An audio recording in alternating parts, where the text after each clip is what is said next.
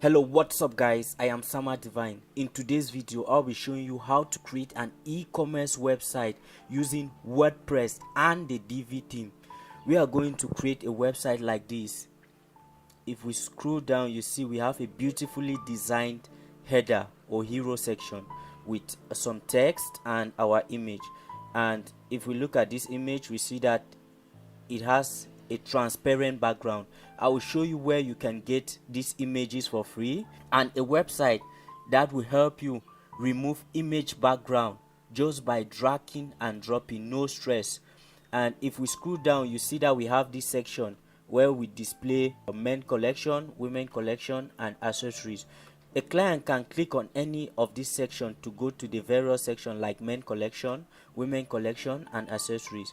And if we go down here, we have display of our product. We can display future product, best-selling product, our product randomly as we want, and we can as well load more product. Okay, if we go down here, we have a coupon display. That is, we are telling our customer to buy now because we are giving out 20% discount for Christmas sale. The customer can claim the discount by clicking on this claim discount button, and he will be redirected to our sales page. If we go down here, we put this free shipping section, 24-hour support, and 100% security to ensure our customer about our website. And finally, our customer can easily contact us down here.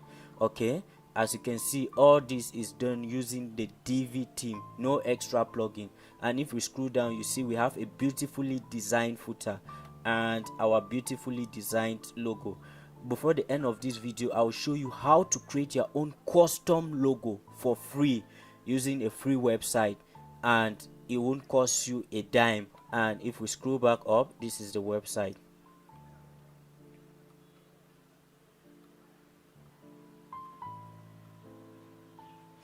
Okay, that is not all. If we go to our shop page, let's see what we have. We have a beautifully designed custom shop page. As you can see here, it says Bamenda Market. You can change this to whatever you want. Ryan shop, Bertin shop, whatsoever you want. You can change this, and your product are being displayed the way you want. You can either display 4 product, 2 product, depending on you. It's a custom design shop page. If I scroll down, you see our product being displayed, and below here I'm giving out discount, Christmas sales. I'm informing the customers that we have a Christmas discount. He can buy now. You see, you can put this on your website, you can put coupons on your website, and so on and so forth. I will show you how to do all of this. You can custom design your shop page to force or entice customer to buy, like the one we have here. And that is not all. If we go to, let's say we want to purchase a product, I go to, let's say, female top, and click on this. It takes us to our product page. We have our custom design product page. As you can see, here it is. You can add to cart, and here I'm telling my customer free delivery around Bamenda to force their purchasing decision. You can add whatsoever you want, and here we have a long description, related product. I will show you how to design this page. You don't need any coding skill. If you haven't created a website before, don't bother. I will show you how to do all of this from scratch, step by step, with no step being skipped. Okay, so make sure to watch till the end. I will show you where we can get these images for free and how we can redesign them for free. So make sure to stay tuned to the end. And now if we add this product to cart, this is what we see. You say female top has been added to your cart. We can view cart, and this is it. We have our female top, we have our cart page. I'll show you how to redesign this page, and let's say add to cart. Okay, this is it. And I'll show you how to add payment gateway to your website like Stripe and PayPal. Okay, and we'll talk about Monebi maybe in the next video. If I want to add all of that in this, it will make the video very long. Okay, so I'll talk about additional gateways that we can add to our website in our next video. So make sure to watch to the end. I will show you everything you need to know. We will add additional pages like about us page, like our about us page here, using the Divi templates. and our contact us page. And that is not all. Our website is 100% mobile friendly. For instance, if I check this on a mobile, let's see what we have. This is it. This is our website on the mobile. Okay.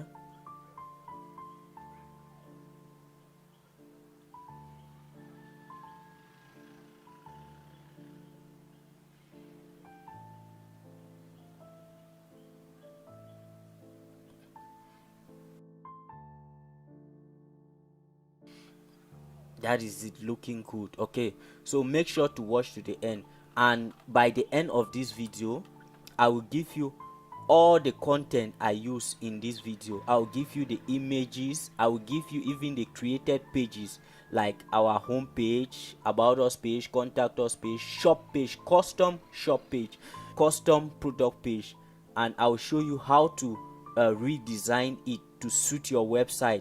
Okay, so make sure watch to the end. Okay, with all that being said, let's get started. To get started, go to your newly purchased domain name. This is our newly purchased domain name, and sign into the dashboard. I've already signed in. This is my newly purchased domain name, let's be website.com, and you'll be greeted with a dashboard like this. Okay, now this our dashboard is too saturated for my liking. The first thing I want to do is I want to clean it up.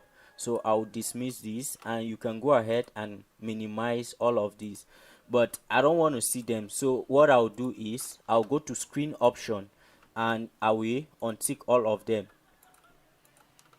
like this, and I close that, and now our website is looking clean. Not to bother, if you want to see any of the features back, just go to screen option and you tick the features that you want to see, and they will appear back on your dashboard. But I don't want any of them, so I'll untick this and I close this. Okay, when I log into my dashboard, the first thing I usually do is I go to setting, and I make sure I set the common setting on my website, because it is easy to forget. Okay, now first thing you want to do is you want to set your site title. Our site title is Summer's Blog. If your site title is anything else, you can change it to your name, to whatsoever that suits your website or your personality. As of now, mine is Summer's Blog. I can change this to Summer, and it's okay with me. Okay, we can change our tagline. Your tagline describe your website in a few words. For instance, I can say Summer's Shop or Bamenda Market. Let me say Bamenda Main Market. That describes our website. Okay, our website is Bamenda Main Market. It describes our website in a few words. Now you can change your time zone, you can change your date and time format, and if you're satisfied with the setting, we can go to save changes, and we are good to go. Now we want to look at payment links. Okay, if I go to payment links, you see by default our payment link is set to display our website URL, date, and our post name. For instance, if I go to the front end of our website, let me quickly show you something, and I click on, let's say, hello world, you see our URL here displays our website name, the date, and our post name. This is not user nor SEO friendly. In order for our website to be user and SEO friendly, let's say I go to Apple website, apple.com, and I go to a new page or a new address like Mac, you see their URL is being displayed as apple.com/Mac. This way the user know that he is in a Mac section, and also it is SEO friendly. We want to make our website to be like this, okay, like Apple website. So I'll close this and go back to our website. What I want to do is I want to change this to post name. You go to post name, and this way our website will display our URL and our post name, and I will save changes. Okay, now that I've saved changes, there are other things we can set up here, but we'll look at them later. Now when you install a WordPress website, it comes with a pre-made post page, pre-installed plugin, and theme. What we want to do is we want to delete those pre-made posts, pages, and plugins.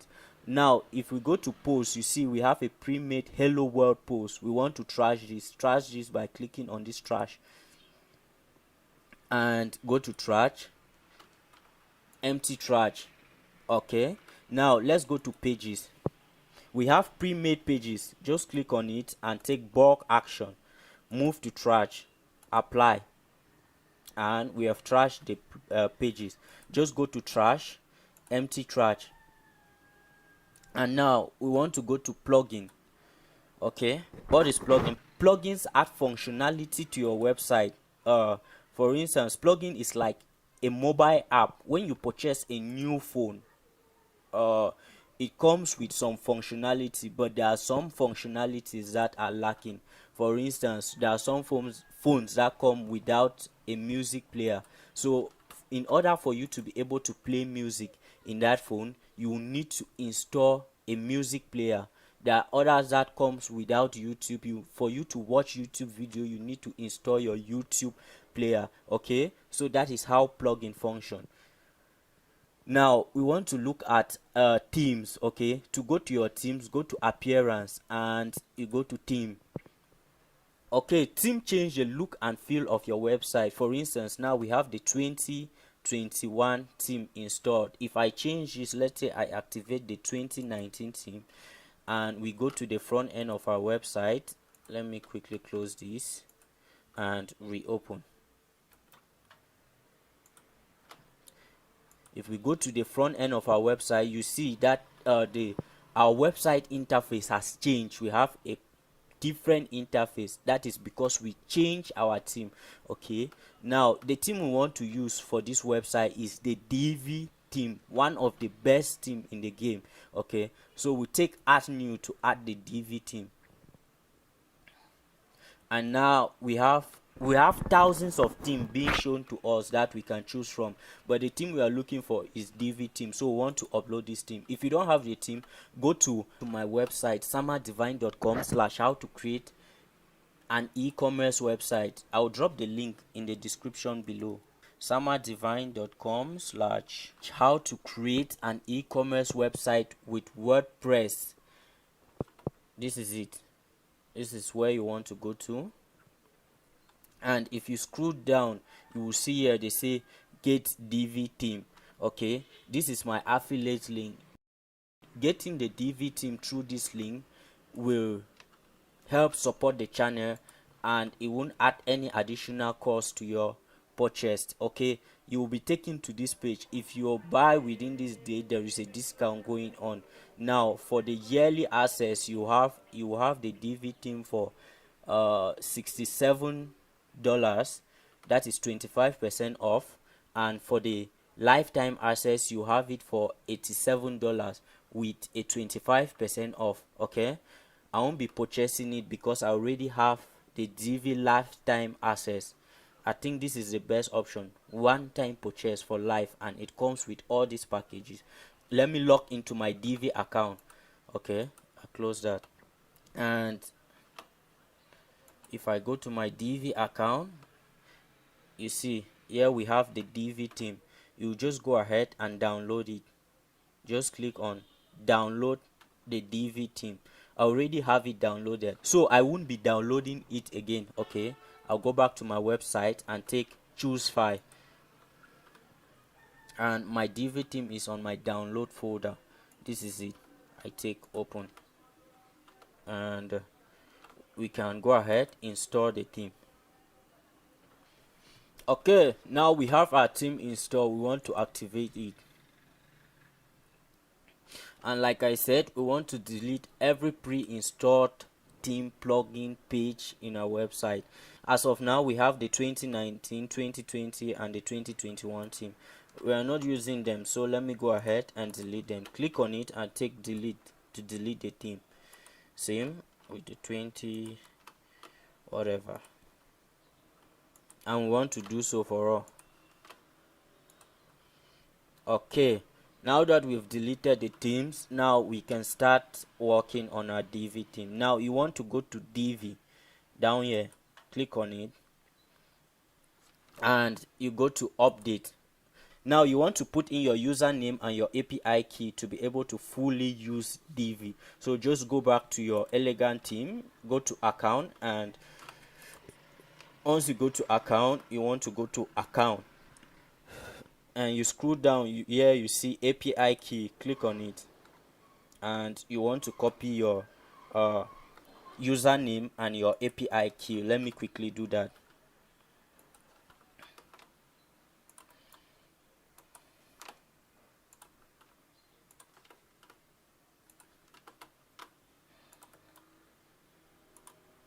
Okay, now we save changes. Now if we go to general setting, we can upload a logo. We can set a logo. I won't be doing this yet. I'll show you how to create your own logo, and I'll show you how to upload the logo, so I'll do that later. Now if we go down, what I want to set is our color picker. You can set your default color picker for your website, for you not to be stressing up and down changing colors. You can have your customized color set. Okay, so now what I want to do is I want to go to this our website we are copying our design from. The colors I want are black, this orange color, is it orange, and white. That is it. Those are the colors that I use in this website. So I want to use my color picker and pick the black color, the orange color that we use on this website.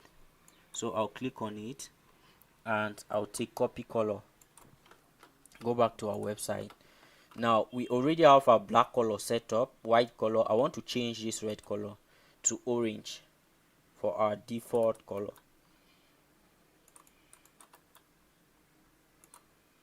Okay, and as for the rest of the colors, we can just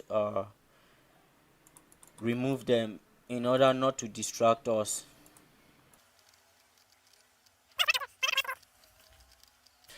Okay, once you're done with the setting, you can go down, you can set many other things. You can set your sidebar, where you want your sidebar to show. You can change it. You can set it to the left. You can set your Google font. You can add your social medias and the rest. Once you are done with the settings, save changes. And now if we go to the front end of our website, let's see what we have. This is what we have. Now you see, that's why I said a theme change the look and feel of your website. Now we can see that our website has a different look and feel, already looking sleek, but not looking that good. We are going to redesign this to our taste. Okay, now if we go back to dashboard, what we want to do is we want to create pages. Now go to your pages and take add new to create pages. The first page we want to add is our home page. Let me quickly do that. Home, publish. We go back. We want to add a new page, the about us page.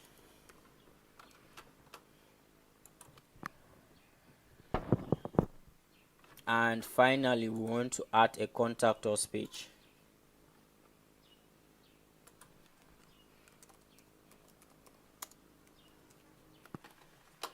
Publish. Okay, now if we go to the front end of our website, refresh, you see we have our home page, about us page, contact us page.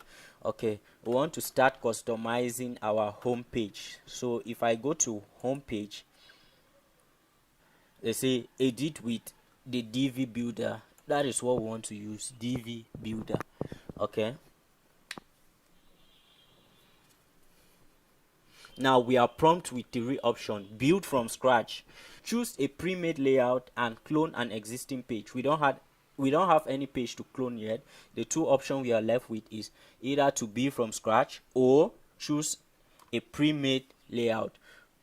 Since we are starting out, I would like us to use the build from scratch so that we understand how the Divi theme works. So I'll take build from scratch, and we are greeted with this. Now let me close this. Now using the Divi theme, we have the Divi theme is divided into 3 parts. Is it 3? Let me just say 3 main parts. We have the section, we have the rules and we have the module. To add a section, you just click on this plus icon down here, you add a new section. You can either add a regular section, a special section, or a full width section. Now if I choose a regular section, now we will opted to add our rows. You can add a single row, 2 row, 3 row, and so on. Let me say I add 2 row, and now we'll be prompt to add a module. Okay, there are a few numbers of modules to choose from. We have text, gallery, and so on. You can either choose by browsing through them and look the module you are looking for, or you can, if you already know the module you are looking for, you can use the search bar and search for it. For instance, we are looking for a blurb and you add a module. Okay, once you add a module, we have our editor where we can edit our module. Okay, now this editor, you can drag it to the left, you can drag it to the right, you can take it wherever you want. Okay, or you can snap it to the left like this and you start editing. This is the way I use it. This is the way I use it most of the time. For me, this is the best way to use it. This way I customize my website while seeing what I'm doing. Okay, and you can as well expand this to full width. This is distraction free mode. This way, let's say I'm writing a blog post, I can concentrate on the blog most. Okay, let me snap this to the left.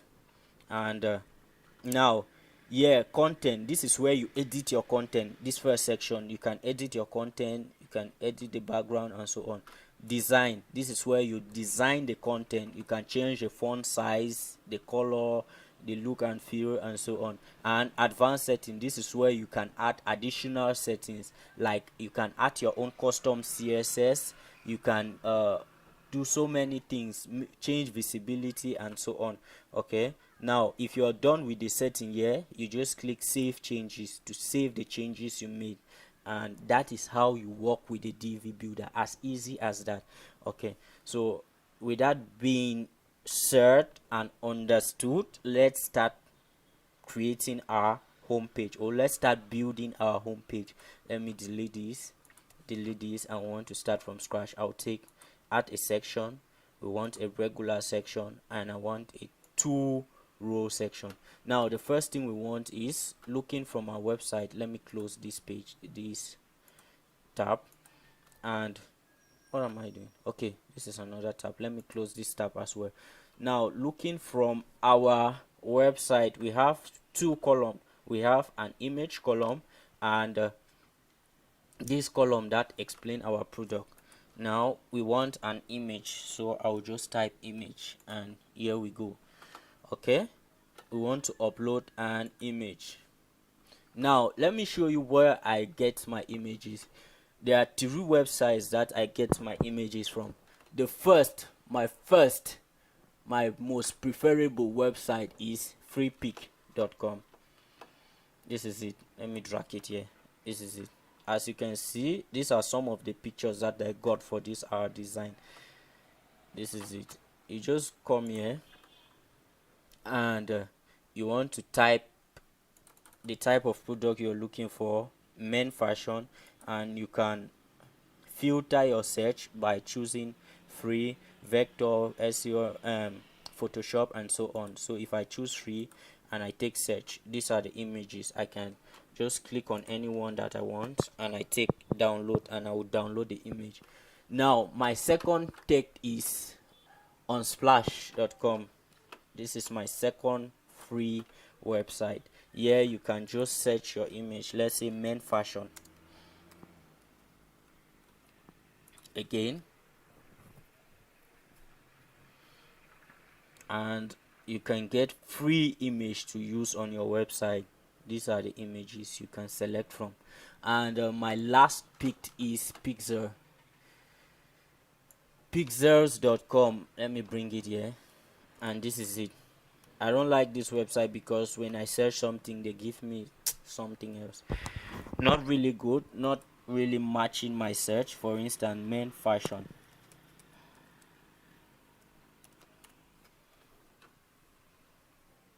Okay, you see, their designs are not all that good for me.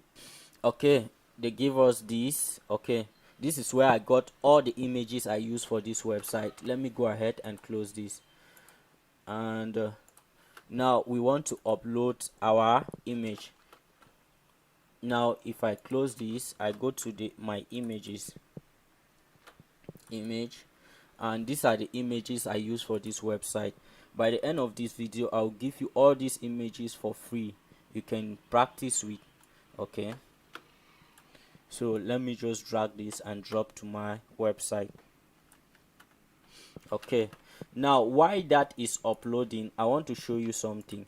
This is the image I downloaded and removed the background so that it should be transparent. It should have a transparent background. Let me show you how to remove an image background without stress. Okay, if we go to our browser and you type removebg.com, this is the website I use.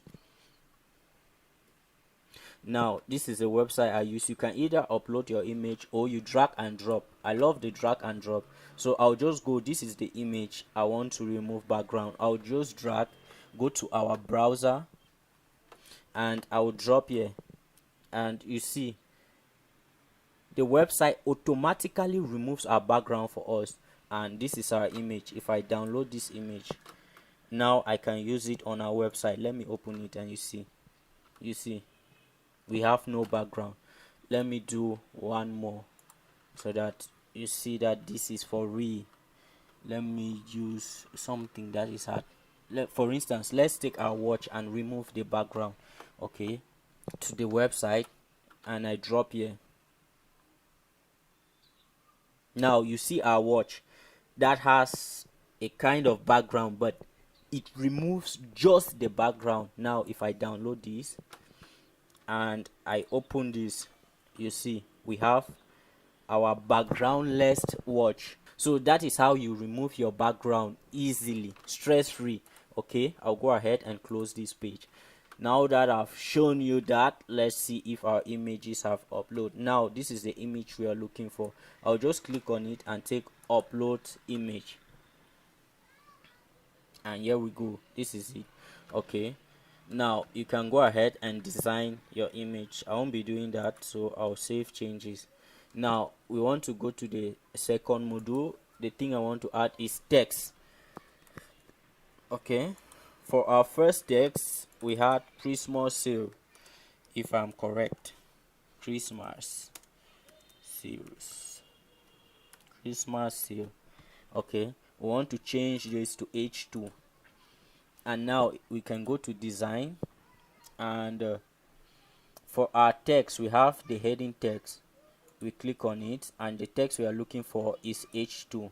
Now I'm very lazy, and going through this process, like going to design, going to header text, to know that I'm using a header text, go to H2 and start designing, that's a long process. Let me say I close this, go back to content.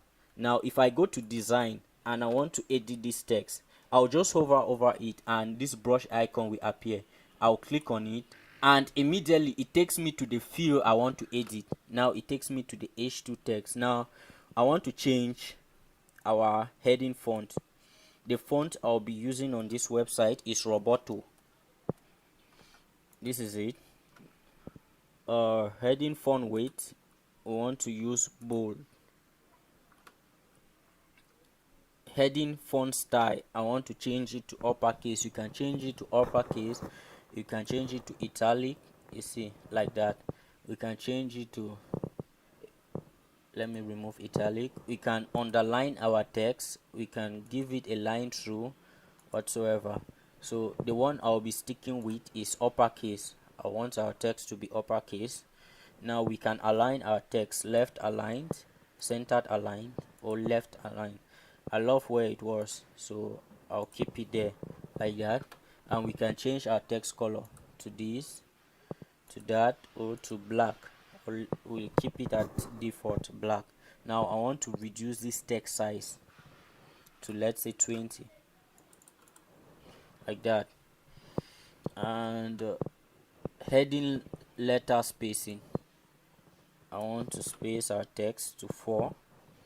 And height length, we can change our heading line height. I'll change this to 1.2, like that. Okay, we have other options like sizing. As we are going forward, we'll be unveiling the options one after another, so don't be in a hurry. Let's take our time. Okay, if it is worth doing, do it good, like that. Okay, now we save changes. We want to add another module, that is beneath our Christmas sale. We will see a plus icon. You click on it to add a new module. For instance, we want to add a text module again, so I'll click on it and I search for text. And now for this module, what we are looking for, what we said Bamenda main market. Yeah, you can change this to whatever you want. Bamenda main market. Or you know what, I won't be doing all this work. Let me exit this. For this module, I will delete it. Okay, now I'll hover over our Christmas module and I'll click on this duplicate symbol to duplicate this module. Now you see that we have duplicated our Christmas sale module. Now I'll click on this gear icon to set it up, and I want to change this text to Bamenda main market.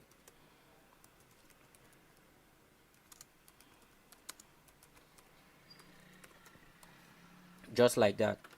Okay, I'll go to design and I hover over my text and I click on the brush icon. First, in the content section, I want to, because this is our main text, I want to change it to H1, like that. I go to design, go to heading, and I go to H1. Our default text, I want it to be Roboto. Heading font, we want it to be bold. Styling, we want it to be uppercase. And heading text size, I want this to be 50. Yeah, like that. Spacing, we give this 4. And our text size, I want it to be, let's say 52, 54, like that. And our spacing, I want this to be 1.6. That's too much. Let's give it 1.4 or 1.2 is good. We can as well add text shadow. This is a popular design nowadays, but I won't be using any of them, so I'll uncheck that. And like I said, we'll be unveiling the setting one after another, so that is it. And we want to add a module again, this time text module. And we will add different types of module, and we want to add our text. That is okay. Okay, and let's see what we have here. Also, we want to add a button for this section. Now we'll go to add module and we look for the button module, and this is it. Now we have a white button on a white background, that's why we can't see it. Let me change the text to shop now, even though we are not seeing it. Go to design and we want to go down to button. We have use custom style for button. We want to turn this on. And as for this button, we want to change our button text color to black, and this way we'll be able to see our button. You can go ahead and customize your button the way you want. We can change our button background to, let's say, orange color, and you see our button background has been changed. We can change our button border to, let's say, white or orange or another color, something else, and our border color will be changed. I want the default color. We can change our button radius. See, if I drag this, you see we have a rounded button. If you love rounded button, for this section I'll use a rounded button, so I'll just round it to 100%. And letter spacing, you can change your letter font, we already touched on that. We can change the weight, we already touched on that. We can change the font style to uppercase. And icon, okay, now show a button icon, we have turned that on to yes. And now if we scroll down, they say only show icon on hover for button. Okay, now only when we hover over this button before we see this icon. But if we want our icon to be showing permanently, we off this, we turn off this, and you see our icon is showing permanently. But I love the effect, so I'll turn that on. And if I go back up, you can select, you can change your icon here, you can browse through your icon. And if you want to see the icon clearly, you can expand this icon tree, and now I can make a better choice or better decision when I see clearly. You see, there are a lot of icon you can choose from. Let me say I want, this is what we have, I want this for our icon. I can select that, and booyah, we have that. So if I hover over my icon, you see what we have, something else. Okay, now I want to change our background color and go back. For our background color, I want it to be default like that.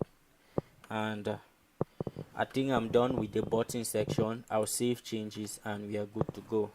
Okay, now let me delete this section, this upper section here. And this is our hero section. Now we are done designing our hero section. What we want to do is we want to add a section background. I'll go to section to add a background, click on section, and if we scroll down here we see background, click on it, and we want to change our section background. Let me quickly copy the color we used here. I'll go to my color picker and I pick this color. Okay, now we have at, if you see the text written here, they say add background color. Okay, now I can add a background color by just clicking on that and pasting our background color, and that is it. Now one thing I want you to know is the further right you go, the more priority is given to. For instance, if I go to the next field, they say add background gradients. If I add a background gradients, this our background color will be replaced with a background gradient. Same as if I add a background image, our background gradients or our background color will be replaced by our background image. And the same applies for video. We can add a background video. Okay, for instance, if I go to background gradients and take add background gradients, you see automatically our website background changed to background gradients. I don't want that. And if you like that, you can change, you can apply a background gradients, but background gradients is very tricky to apply, so be careful what you do. So I'll delete this and we'll stick with our background color. Okay, like that, and we can save changes. Now looking at our website spacing, you see that our hero section is too compressed as compared to this. There is a little bit of space between our text, so I want to give our content space. Now if we go down to spacing, we can add margin, we can add padding. That is, padding is a space between your content. We can give this a padding of, let's say, 50 pixels top, and if I link this up, we have 50 pixel top and bottom. Okay, if I save changes, you see we have added a little bit of padding, but it's not enough. Okay, I closed that because I wanted to show you an easier way to add padding, or let me say my own preferred way to add padding to my website. You just hover over this padding section, you will see a blue line like this. Okay, you want to drag this down to increase the padding, or you drag it up to reduce the padding. So we want to increase our padding to, let's say, 100 pixel. Okay, and as you can see, that is it, we've added padding to our website. And if I go down here, I can also increase the footer padding, but because we link the padding section, we are able to apply it both top and bottom. So that is it, this is our website. This is our header section looking sweet. Now what we want to do is we want to save changes. Always save changes as soon as you are done with any section, to avoid story that touch the heart, like, I was just doing this and I deleted this page, I have to start from scratch. Okay, we don't want that, okay. Now let's go to our next section. Our next section is our collection section. Let's see how we design this page. Okay, now if I go back, I'll take add new. Now I'm unable to add a section because this is blocking me. So what you can do in this situation is you can go to wireframe mode. On this icon here, you see wireframe view, click on it, and now you can see your website on a wireframe view. Now I'll just click on add section, and we want the regular section, so I'll click on it, and this time we want a 3-row section or a 3-row, so I'll insert 3 rows, and we want to insert a module. The module we are looking for this time is call to action module. Okay, this is it. I'll just take insert, and before I start editing, we can go back to our desktop UI. Okay, this is it. Now I'll save this. Let me quickly delete this and reapply. What we are looking for is call to action. If I scroll down, this is it, call to action, and this is it. This is what we are looking for. The first section here was men's collection. Okay, like that. Now for our button, I want to change that to shop now. Now we cannot see our button because our button link has not been added. For this text, I want to remove it, and we are left with just our title. To be able to see your button for a call to action module, you need to add a link. So the link we want to add, I'll just put a hashtag here, and now we are able to see our button. Okay, and that is it. Now if we go to design, for the header text, we want to change the font, change the weight. Yeah, I want to change the weight to bold, something like that, and I want to change the style to uppercase. Okay, and now you can align it. Our text is already aligned center. You can align it to the left like that, or to the right. I want the default state, which is centered. Okay, you can change your text color. Our text color here is, let me see, I want to copy it word to word. Our text color here is black, so I want to change this to black, and we want to change our text size to 30 pixel like that. Okay, and we can give it some letter spacing and line height of, let's say, 1.3 like that, and that is it. It's looking good. For the body text, we don't have. Now we want to customize our button. We scroll down to button. For button, custom design, yes, and we want to change our button to black, and that is all we want to do. We save changes. Okay, I forgot to add a background, so you want to click on the gear icon again. You are on content, scroll down to background. We want to add a background for our module. The background we are looking for is image background, and here we go. We upload our images. Now where is the image I'm looking for? I'm not seeing some images, so I want to quickly add those images that I'm not seeing. Okay, I've added the image. This is the image I was looking for, so I want to upload an image, and that is our image. What I want to do is I want to change the image the background color. So I want to change this to, let's say, white. Nope, let me reduce the whiteness of the white to something like that. Okay, and now I want to save changes. Okay, now our module is set up. What I want to do is I want to duplicate this module. Duplicate, and I can drag this module from here to here.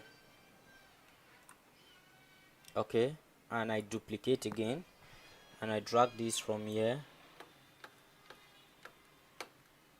to here.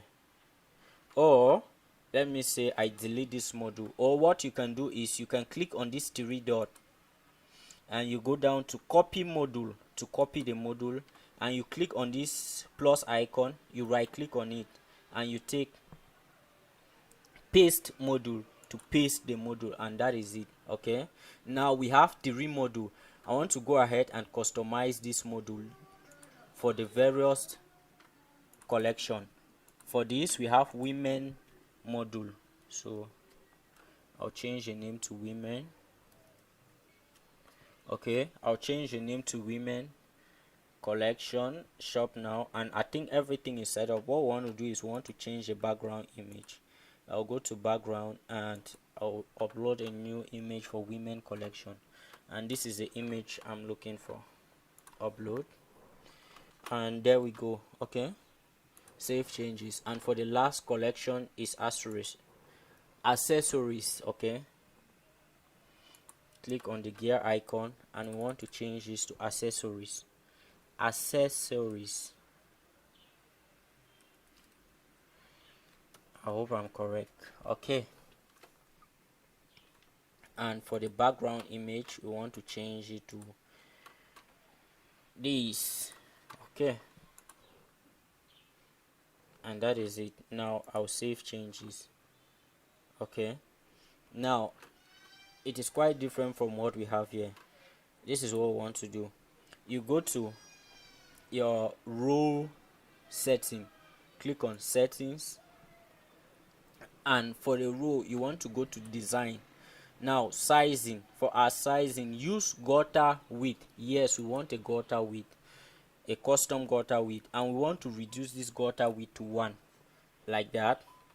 And what we want to do is we want equal column height. We want these columns to have equal heights.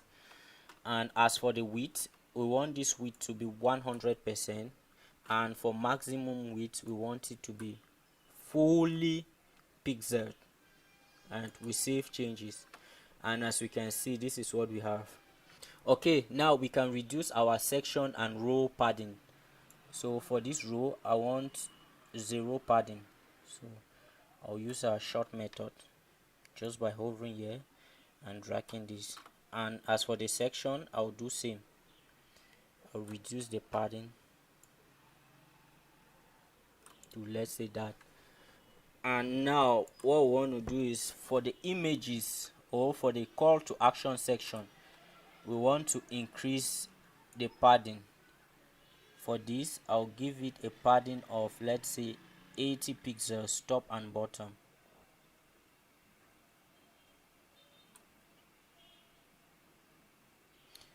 And for the bottom section I want to give it a padding of 80 pixels, and that is it. Now you can do same for the rest of the images. Okay,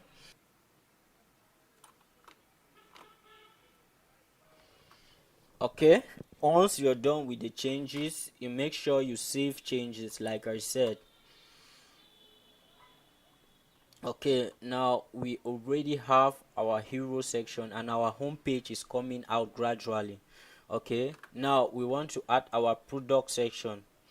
I'll click on add a new section, and this time we want a regular section, a single section.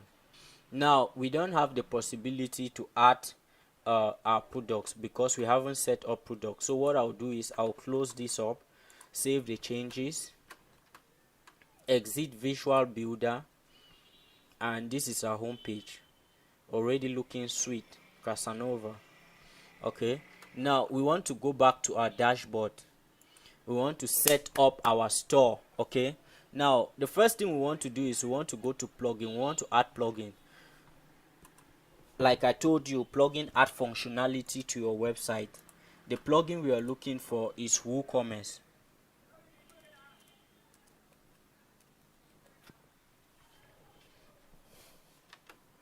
Okay, this is a plugin we are looking for, WooCommerce. If I install,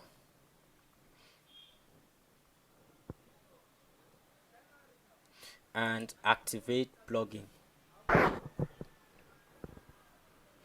This plugin gives us the possibility to add product to our website. After installing it, we are redirected to a setup page. We want to set this up. Address Bamenda, you can set it depending on your location. Bamenda, country Cameroon. Okay, city Bamenda, strong Bamenda Peking. Strong Bamenda Peking. Zip code, Cameroon doesn't really have a zip code. I've been using 000 all my life. I don't know. If I'm wrong, I stand to be corrected. You can correct me in the comment section. I don't know Bamenda zip code, talk less of where I'm living at. So I usually use 000. If you think there is a specified zip code for Cameroon, please correct me in the comment section below. Okay, get tips. If you want to get tips on WooCommerce, you can allow that ticked and take continue. Okay, build a better WooCommerce. If you want to support WooCommerce by giving feedback to improve the service, you can take yes, count me in, or no thanks if you are as ungrateful as I am. Okay, now in which industry does the store operate? We have fashion, health, and so on. We are dealing with fashion, so I'll go ahead and tick this. This doesn't really matter. You can tick others if you don't find your niche here, and we take continue. And now, what type of product do we deal with? We have physical product, so continue. How many products do you plan to sell? It doesn't really matter as well, so I'll take 10 to 100. Currently selling anywhere? No. Setting for a client? It doesn't matter. Continue. And now, add recommended business feature. No, we don't want any of these services. Okay, they are trying to sell us some services like this. We don't want any of that, so I unticked it and we ticked continue. And now they are trying to sell us some premium themes like these ones. We don't want any of these themes. We already have one of the best theme in the game, so you just take continue with my active theme, and that is it. Okay, I can close this. And now the next step is to add a product. But before we add a product, I want to show you how to set up some things before we head to add a product. Okay, now store address, we already set this up. Okay, now if we scroll down, selling location, we can change our selling location. We have sell to all country. No, we don't want to sell to all country. We want to sell to specific country. You can sell to all country except, let's say you can sell to all country except let's say Cameroon. You don't want to sell in Cameroon. You can say sell to all country except Cameroon. Sell to specific country, this is the option we are looking for. Yes, we want to sell to specific country. And now we can add the specific countries we want to sell to. I want to sell to Cameroon. This is it, Cameroon and Nigeria. That is where I want to sell. Okay, and if we scroll down, ship to all countries you sell to, that's the option I want to choose. Ship to all country. You can choose from ship to all countries, ship to specific country. I want to ship to all country I sell to. Okay, now if we scroll down, enable coupons and currency option setting. This is set for us by default. You can change it, and if you're satisfied with the setting, you save changes. Okay, now we want to go to products. Okay, if we scroll down, you can change the weight unit. You can change it to kilogram, centimeter, depending on the type of product you're dealing with. And if you're satisfied with the setting as well, you save changes. Okay, and now what we want to look at is shipping. Say oh yeah, shipping. Okay, we want to add shipping zones. This is very important and tricky, so pay attention here. Add a shipping zone. Okay, now let's say shipping to Nigeria. Okay, we want to set our shipping field depending on a certain location. Shipping name Nigeria, this is just for reference purpose. Okay, shipping region, we want to ship to Nigeria. If I scroll down, they say add shipping method. I take add shipping method. Now for Nigeria, we have flat rate, free shipping, and local pickup. For Nigeria shipping, we want to add flat rate. Okay, if I add flat rate, I take add shipping. Now what you want to do is you want to edit this shipping. For the flat rate, the cost for shipping to Nigeria, how much do you want to charge? Let's say I want to charge 5,000 francs to ship any product to Nigeria. Now if I save this, and let's say anyone comes to our website and buy a product, let's say the person buys one t-shirt, his shipping cost will be 5,000. If that same person buys 100 t-shirt, his shipping cost will be.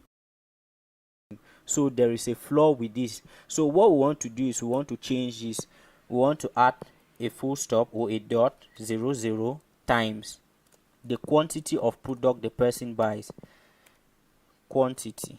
Okay, this is a formula. This way, if the person buys 2 shirts, we will take our shipping rate, which is 5,000 times the number of shirts the person buy. That is 5,000 times 2, which will be 10,000 to ship 2 shirts to Nigeria. If the person purchased 1 shirt, we'll ship it at 5,000, because that will be 5,000 times 1. If you want to look at the formula, click on this question mark, and this is the formula here. Okay, now we can save that. Now we all know that all products are not the same. Okay, so what I want to do is I want to add shipping class for our product. So first, let's go to shipping class here.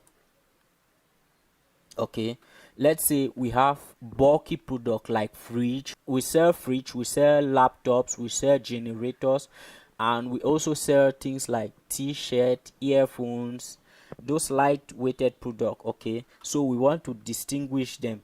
We want to give them different price for shipping. So what you want to do is you want to add shipping classes. You go to add shipping class, and let's say for heavy product, let me say heavy, any product I termed heavy, I'll add the class. And we also want for small weighted product, let me say small. Those are my 2 shipping classes. I want to save shipping classes. Now if we go back to shipping zone, okay, now we have Nigeria. I want to edit this Nigeria shipping zone. Now if we go to flat rate, I take edit. Now you see that we have additional option. What you want to do is you want to remove this price from cost, cut it out, we want to cut it out.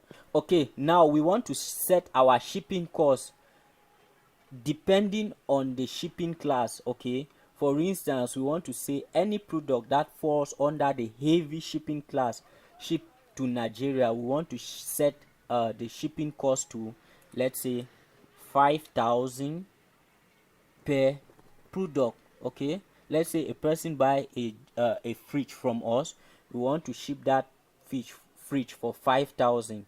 okay, if the person buys 10 fridge, we want to take 5,000 times 10. okay, now let's say somebody buy a t-shirt that is lightweighted product, small product, we want to ship that product for 2,500. okay, for any lightweighted product we want to ship it for 2,500, 2,500. okay, and we want to add times quantity, 00 times the quantity, which is QTY. okay, and for no shipping class, let's say the product doesn't have a shipping class, we also want to give that a price. For no shipping class, let's say we didn't select a shipping class for a particular product, we want to ship that at 3,000. okay, or you can say we can stick to 2,000, 2,500. okay, and if you're satisfied with that, we save changes. okay, now we want to add another shipping. Okay, now that we are done with our Nigeria shipping zone, we want to add another shipping zone. Let's say within Bamenda or Cameroon, shipping within Cameroon. We want to say let's say Bamenda, shipping within Bamenda. Our store is located in Bamenda, so we want to say shipping within Bamenda,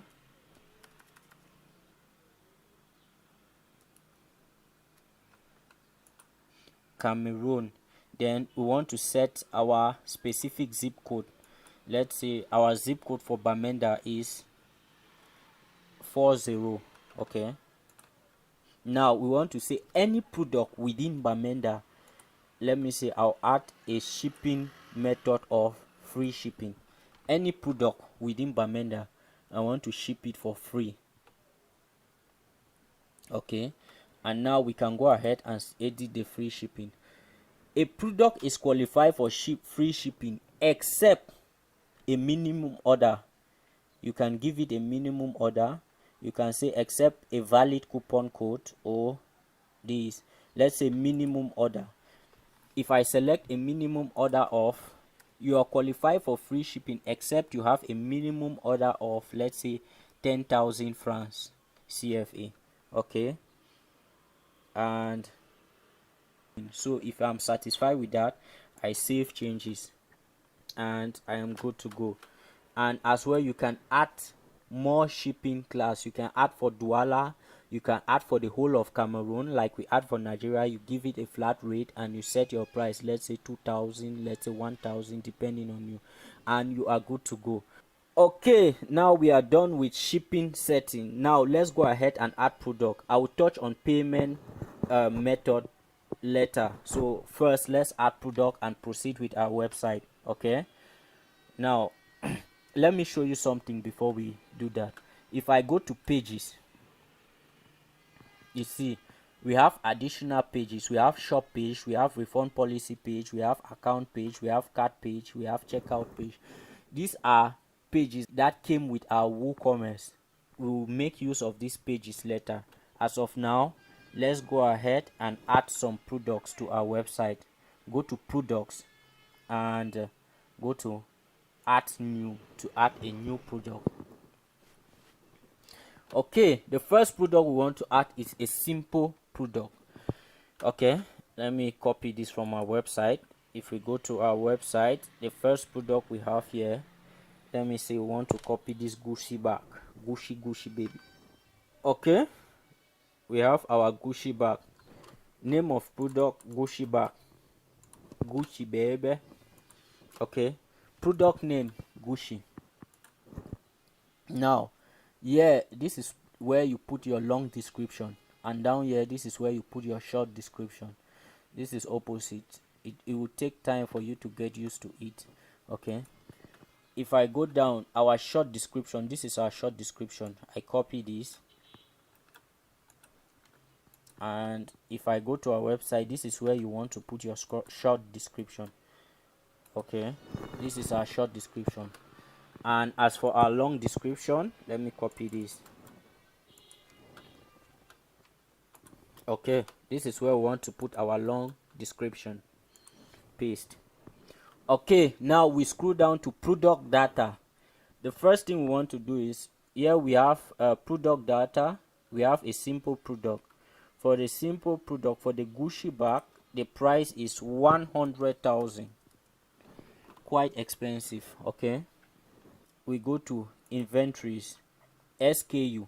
This is the identification number of a product. It is used to identify a product. If you ever receive a product and you see an identification number, you can set a custom identification number for each of your product if you have them. Okay, I won't be doing that.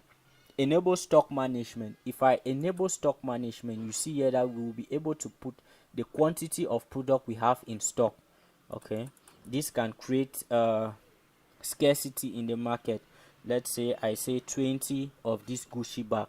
Now somebody that needed this Gucci bag will see it and say, hey, this bag is remaining just 20, of which I really need this bag.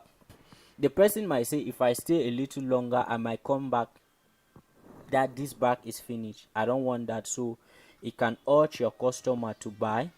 Okay, now allow back orders. You can allow someone to place order even if the product is out of stock. And low stock threshold. Now this determine when to be notified when your product is low.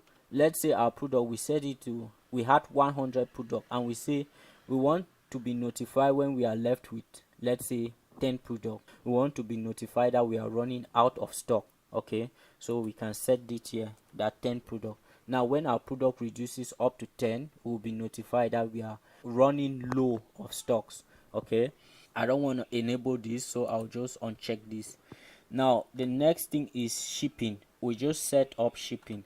For the shipping, you can add your weight, your product weight. You can add the length, you can add the width of the product, you can add the height depending on that.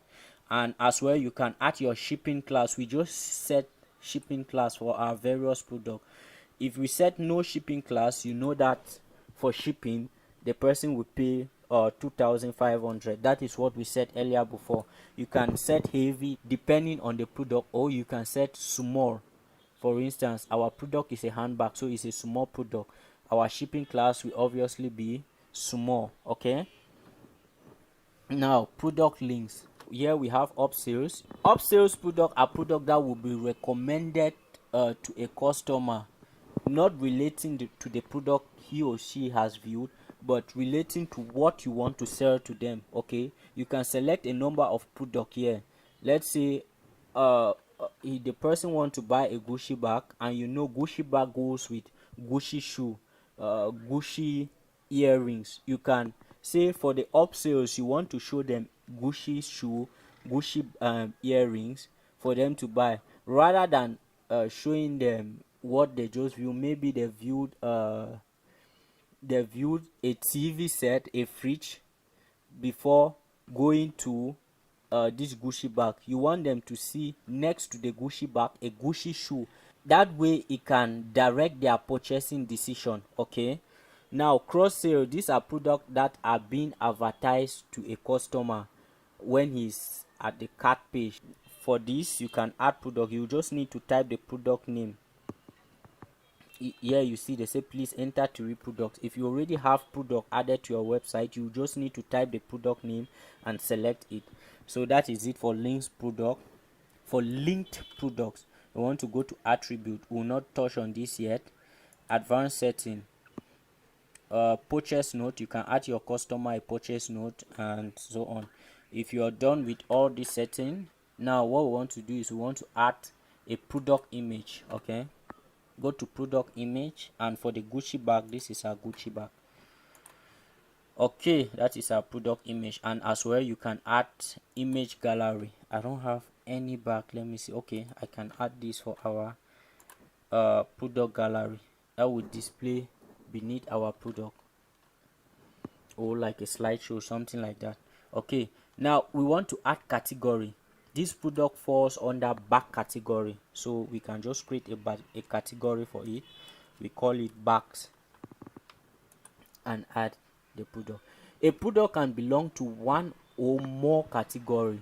Okay, as of now we have bag category, and this is women bag, so I want to say under women product, it falls under women, and under women it falls under bag. You can set this to be the parent category, and this will be the child category depending on you. Let me add a category. Let me say female top. Okay, female top, and I want it to be a child category of women, and I add that. You see, we have women, and under women category we have female top. So that is how you add a category. As of now, this bag, this Gucci bag falls under bag category, and it falls under women. I'll untick this female this, and we take publish. Okay, that is it. Now we can view our product. If I click on this,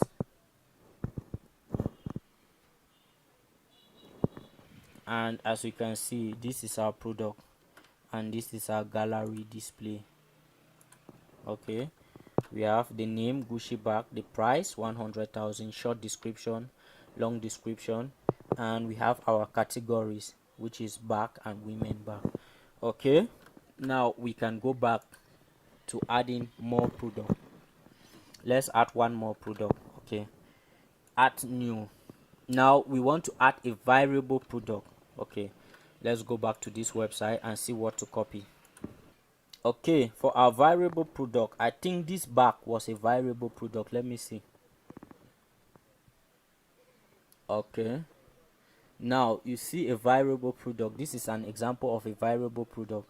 We can buy based on the color. For instance, I can take black bag, and you see we have black bag, and you can set different price for the various variables. Okay, let us create a variable product for our traveling bag, and this time around we'll set a variable price for each as well. Okay, now the product we are looking for is traveling bag. Okay, for the short description we copy this.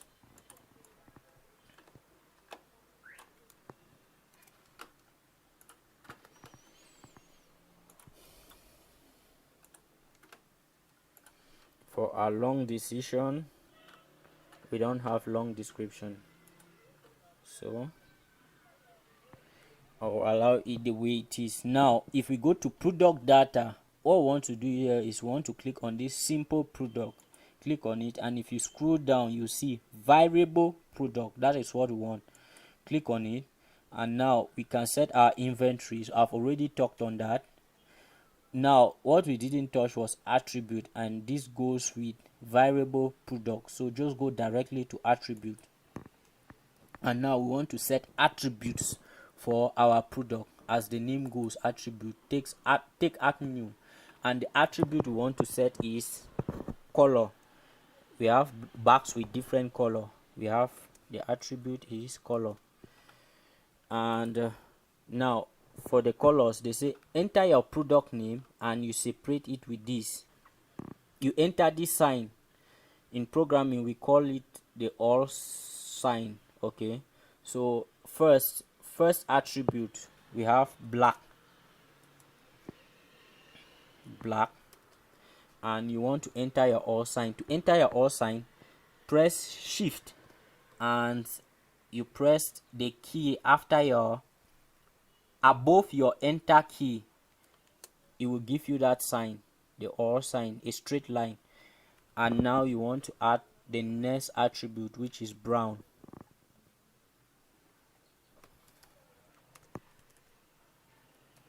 Okay, just like that. Use for variation. Yes, we want to use for our variation, and we save attribute just like that. You can add as many attributes as you want for a specific product. Let's say we want to add size. Okay, add another attribute, and for this attribute we want to name it size. Okay, we have small bags, we have big bags, we have small bag and big bags. I don't want to add a lot of attribute because variable product is really stressful. Okay, we have small bag and big bags. We save attribute, and now we have two attributes for this particular product. Now we want to go to variations to set up the variations for the product. Click on add variation, and we want to create variation from all attribute. Click on that, and we want to take go. Okay, accept, and always accept. Now we have 4 variations. We have black small bag, black big bag, we have brown small bag, and brown big bag. For our black small bag, we want to open this. For our black small bag, we want to set the price to 15,000 francs. Okay, and we want to set the image for our black bag, and this will be which one? This will be the image for our black bag. Okay, I want to close this. Now black big, for our black big bag it will be 30,000. Okay, I want to set an image for our black big bag. We use the same image. Okay, and we close this. Okay, now for our brown small bag we want to set the price. This one will be 15,000 as well. I want to set the image. This is our brown bag. That is not brown, that is gray. I keep messing this color. Okay, and for our brown big bag we want to set the image, and we want to set the price 30,000. Okay, and we save changes. Okay, now you can as well add image, product image. I will set our black bag to be the product image. Okay, now we want to add it to category, and it falls under back category. We publish, and now we are good to go. Let's view product. Okay, now as you can see, this is our product. We have traveling bag. The price range from 15 to 30,000. Okay, we have our short description. Now if I want to buy, let's say black small bag, you see they give us the price here. They say it's 15,000. If I say no, I want to buy black big bag, the price changes to 30,000, and now I can add this to cart and make the purchase. Or I can select a brown bag, a brown small bag. So this is a variable product, that is it, and now I can add that to cart easily, as easy as that. Okay, and if we are satisfied with that, let's go back and let me show you one more, just one more. Let's add one more product. Okay, now let's add a new product, and this time around we want to add a simple product. You know, there is always something to show. Okay, let me click on this. Okay, we want to add a female top. This is a product we want to add. Okay, now let me copy the descriptions. For the short description, we copy this and we put it here. For our long description, we copy this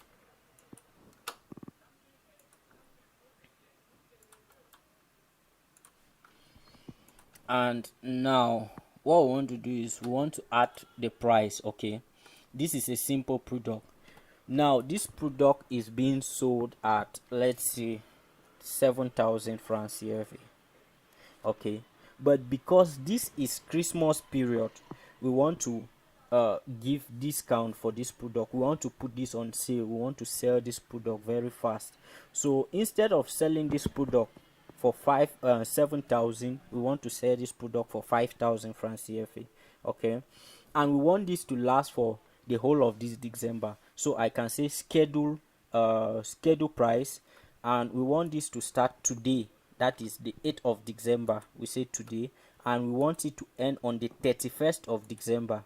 Okay, and that is it. That means we'll be selling this product for 5,000 francs instead of 7,000 from today till the 31st of December. And now we want to add our product image.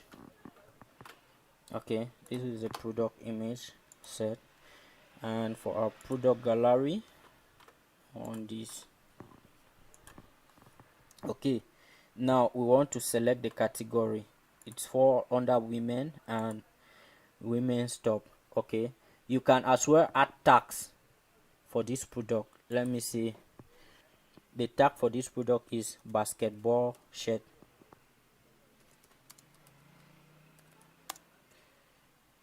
Basketball t-shirt,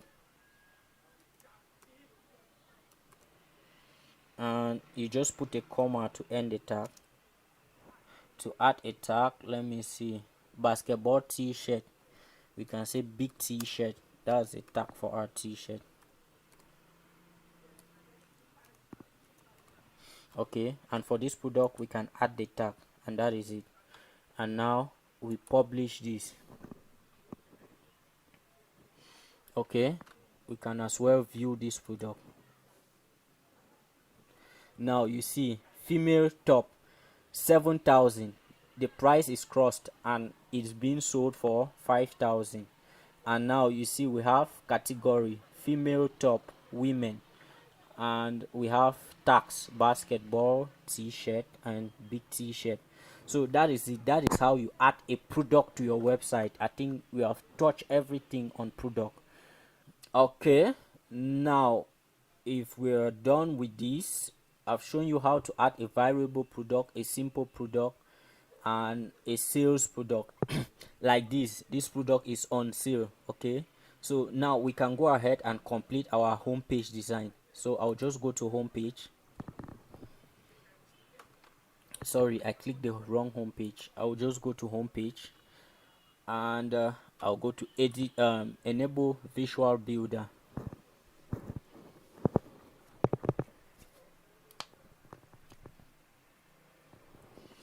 And now for our home page, we want to add a module, wool product module. Now if we scroll down our module, you see that we have additional module, that is the wool module. It gives us wool modules. If I open this, you see that we have additional modules like the wool product rating modules and so on and so forth. So what we are looking for this time is wool products. Click on it, and now you see our products are being displayed.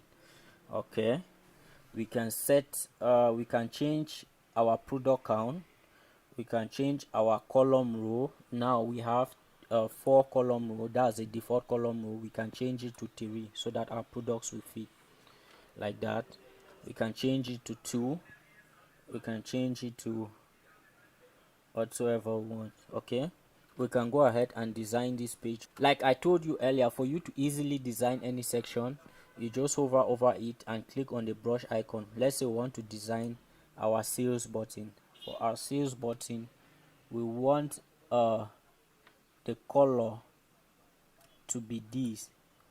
You see, we've changed the color, and you can go ahead and customize these settings one after another. I've already shown you how to do all of this. Like for the text, you can change the text size, the text font, and so on. And if you're satisfied with the settings, just take save changes and we are good to go.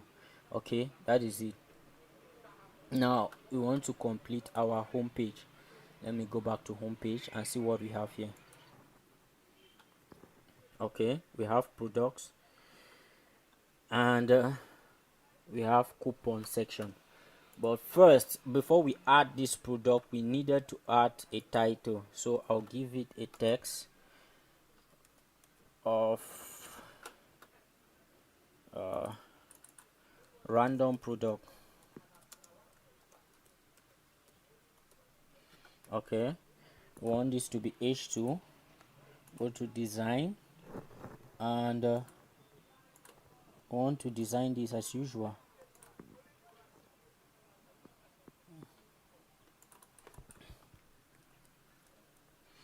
Okay, for this we want this to be center aligned, heading text aligned. We want this to be centered aligned. We want the text to be uppercase, and we want to give it a little bit of spacing, and we want to add a line height like that. Let's say a line height of 1.7. okay, save changes. Now we can drag this to the top like this. Let me show you. Hover over your product and you want to click on this, and you drag up and you paste here, and now you see our product, our title is seated above our product, and that is it, looking good. Okay, let's head to the next section. Now what we want to do is we want to add our coupon section. Okay, this is simple. Just click on add a new section, and we want a full width section. And for the full width section, what we want is a slider. This is it, full width slider. Okay, now we can go ahead and customize our slider. For the first slide, click on this gear icon here, and we want to change the title.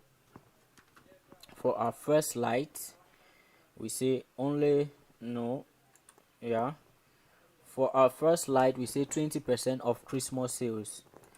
So for the title, we say 20% off,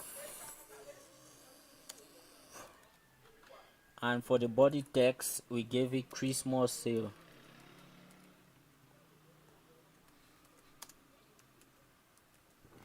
like that.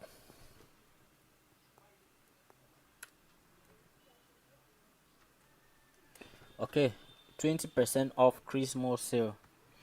Image and video, we can add an image and a video, but we won't be doing that. We want to go to background. We want to add a background for our slideshow. So the background we want to add is an image background. We add an image background, and we select, this is it, upload image, and here we have the background. Okay, we can customize our background. We can set it to be parallax, that is a parallax background. I think this is good. Parallax, you can set it to CSS or true parallax, and that is awesome. Now we can go to design, and for our text, we can align our text the way we want. We can align it to the left like that, to the right, or to the center. The default position is center, so it's good. And we can change our text color from light to dark like that, or back to light. Okay, now for our heading text, we can customize that. The font, we can add the font weight to bold, change the font style. We can reduce the font size. I want the font size to be 30, just like that. And you can go ahead and customize this the way you want. We have already touched on all of this. I'm just showing what is possible. Now for the body text, we want our body text to be bold. We want our body text to be roboto, and we want it to be uppercase. We want our body text to be 50 pixels, like that. Okay, letter spacing, yeah, we want to give it a letter spacing of 4, and a line height of 1.7 or 1.8, yeah, like that. And I think that's good. Okay, we can as well customize our button. I like the default button style, so I won't be customizing it. And I think we are good to go. There's something I forgot. I didn't change our button text, so I'll say claim discount.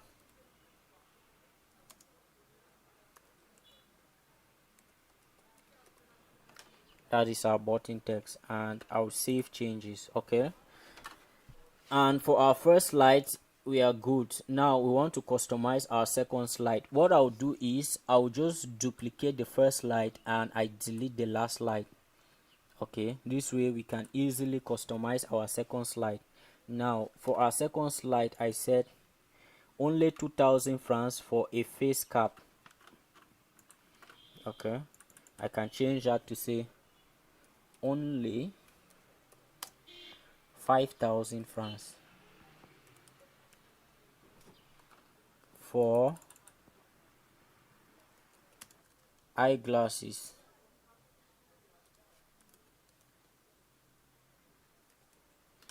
Just like that. And I think this is good. Now we want to add the background. We want to change this background, and the background we use for this was this. This is our background. Okay, now we can't really see that, can we? Nope. Okay, now we want to go to text, and text color we want to change it to dark like that for this section. And the thing we want to do is we want to go to button, and we turn on custom design, and for our button we want to change the color to black like that. And if we are good with that, we save changes, and I think this is good. We save the changes. This is it. This is our section. There's one thing I'm forgetting. Click on your gear icon again, and we want to go to design, go down to animation. By default this will only slide if someone click on this, but we want this to slide automatically, so you want to turn this on, automatic animation on, like that. And you can set the animation time here. By default it is 7 seconds, that is 700 milliseconds. You can change this to 5000 milliseconds, that is 5 seconds. And now it automatically slides, but if I hover over it, it stops. You can change this by, you say continue automatic slide on hover. So if I turn this on, even if I hover over it, it will slide. So you can set that up, and we save changes. Okay, and we are good to go. Now I think we are done with this section. We want to add the last section, and we are done with our home page. Okay, so click on section, add new section, and we want a regular section. Let me see the type of regular section we want. We want a 3-row regular section. We want a 3-row regular section like this. And for this section, what we want is a blurb. This is it. Okay, for the blurb we want to give our customer free shipping. We want to make them know that we offer free shipping. For our free shipping, we want to add a little text like that. And if we scroll down, we can add an image. We don't want to use an image, so you see they say use icon here. We want to turn this on, and now we can select our icon. We can either browse through this way, or we expand our icon tree, and the icon we are looking for is shipping. Just type shipping, and we have a variety of icons to choose from, and I choose this icon for our shipping, and you see that is it. Now we can set a background for our blurb, but I won't be setting any background for our blurb. We go to design. Now image and icon design, we click on it. Icon color, we want to change it to black. Icon background color, we can change the background color, but I won't be doing that. Icon placement, we can either place this icon to the right, to the left, or to the top. If I choose to the right, you see we can place our icon like that, or we can place it to the top. And now icon width, we want to reduce the size of this icon. Let's give it a size of, let's say 50 pixels, like that. Okay, and we can change our icon alignment. See, I can align it to the left, to the right, or to the center, which is the default. Now we have rounded icon. Let me show you something. Let's say I added an icon background like this, and now I set my rounded icon to 100 pixel. We have a rounded icon, and if I go to spacing, I give it a padding of, let's say 50 pixel top and bottom, 50 pixel left and right. You see we have a round icon. You see, that's it. That's how you set up a round icon. That's too big, man. Let me see, I give this 20 pixels top and bottom, 20 pixels left and right. That's how you get a rounded icon. Okay, I don't want any of these, so I'll go ahead and disable these. For our sizing, disable these. You already see how you can set that up. And for our background color, I want the default, so nothing. Okay, now the next thing we want to look at is the text setting. We want to align this center, and for our header setting we want this to be bold and we want this to be uppercase, and we are good. We save the changes and that is it. Now I can just duplicate this section and drag to the right, just like that. Drag to the right, just like that. And now we can go ahead and change this for all of our section. For this for the text, let's start with the text. 24/7 support. 24/7 support. Okay, for the icon, damn, what am I doing? Sorry. For the icon, we want a customer service icon, so I will say support. What am I typing? Support. And we have a variety of icon to choose from. I choose this, like that, and I save changes. Now, and the last option is 100% secure. 100% secured. Okay, nothing is 100% secure, so have that in mind. Expand this, and what we're looking for is secure. Let's see if we have something. Okay, we have the lock icon. That is how I select my icon. I just type something relating to that, and the icons that they give me I choose from. And now I can save changes, and we are done with this section. Okay, let me add the last section. This is becoming very lengthy and I'm already getting tired. Okay, now we want to add a regular section, and this time we have a 2-row section. For our first section, the module we want to add is a text module. You see that we have used text module often here, and the text we want here is contact us, just like that. We want to change the text to H2. For designs, we want to design the header text. You just do as we have been doing.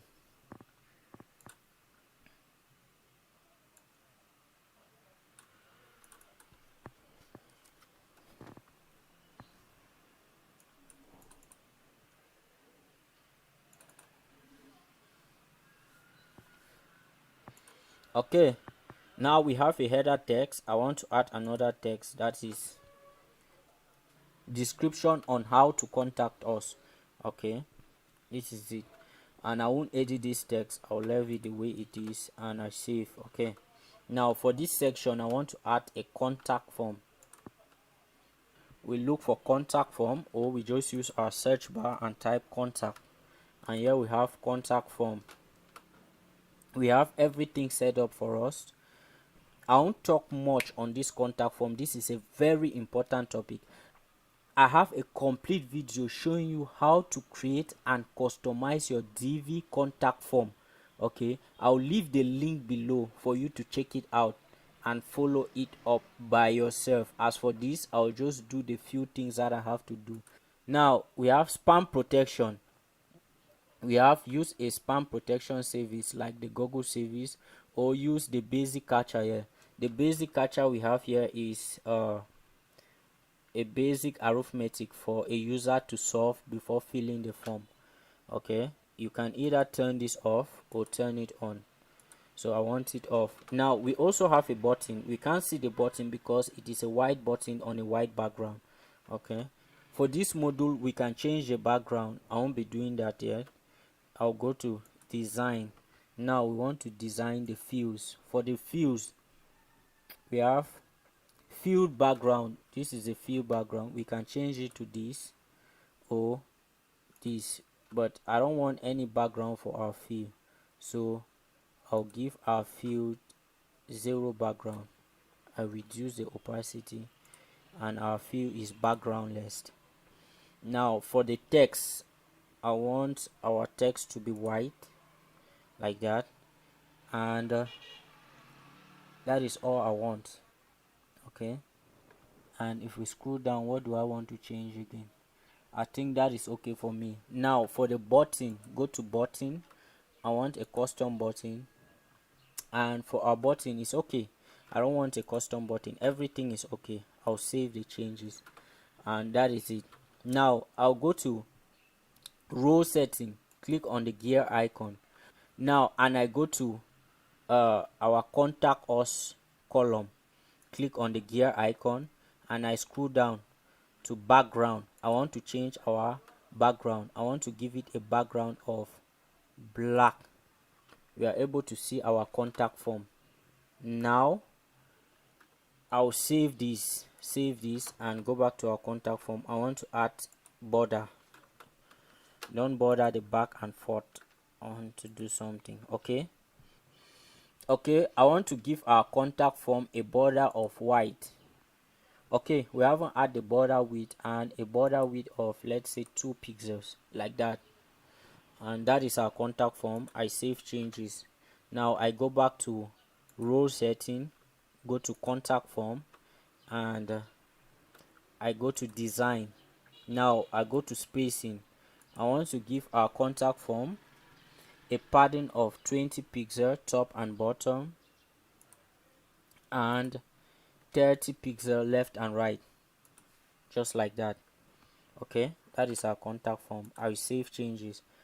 Now for our first column, I also want to change the background to light gray, just like that. Let me see,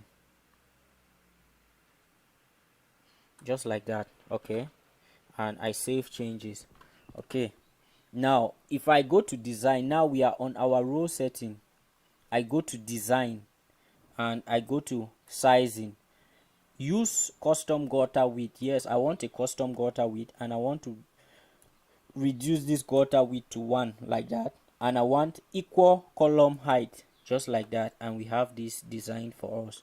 Okay, for the width, you can increase the width. For this section, I won't be increasing the width, and if you are good with that, we save the changes. But now looking at our contact form, see, our text is at the top. We need to centralize this. So what we can do is we can go to row setting one more time, row setting,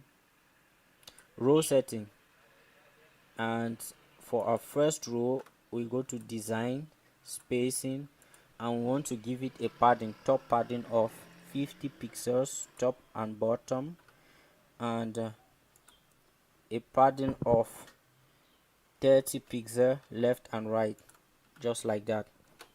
And we save changes, and that is our design. That is the design we have.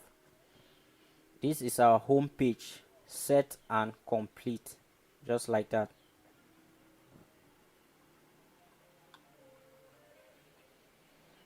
Okay, now that we are done with our home page, always remember to click on this 3 dot, and you want to save changes. You can either click save changes, or you press Ctrl S on your computer if you're using Windows. Okay, and now we can exit virtual builder. Now this is our home page, looking sweet. Are you seeing what I'm seeing? This is good. That parallax is good. Okay, before we go ahead and customizing our shop page and the rest of our website, we want to customize our menu first. Okay, now what you want to do is you want to go to your dashboard and you go to Divi. Now we want to add a logo.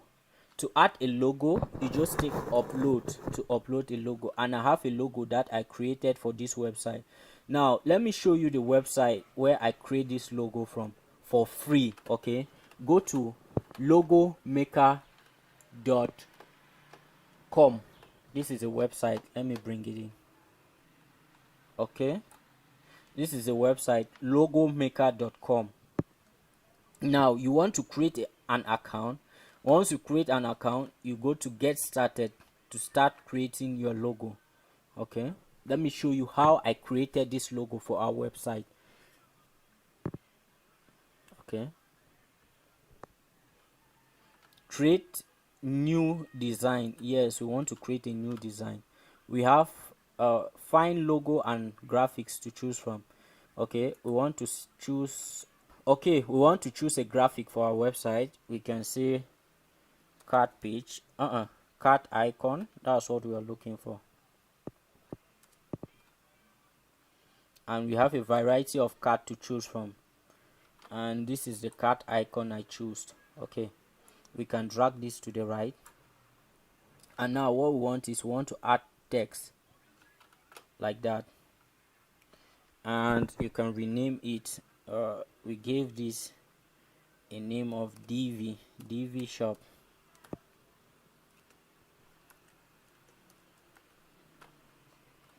Okay, click on an empty place, drag this like that, and now we can change our text font.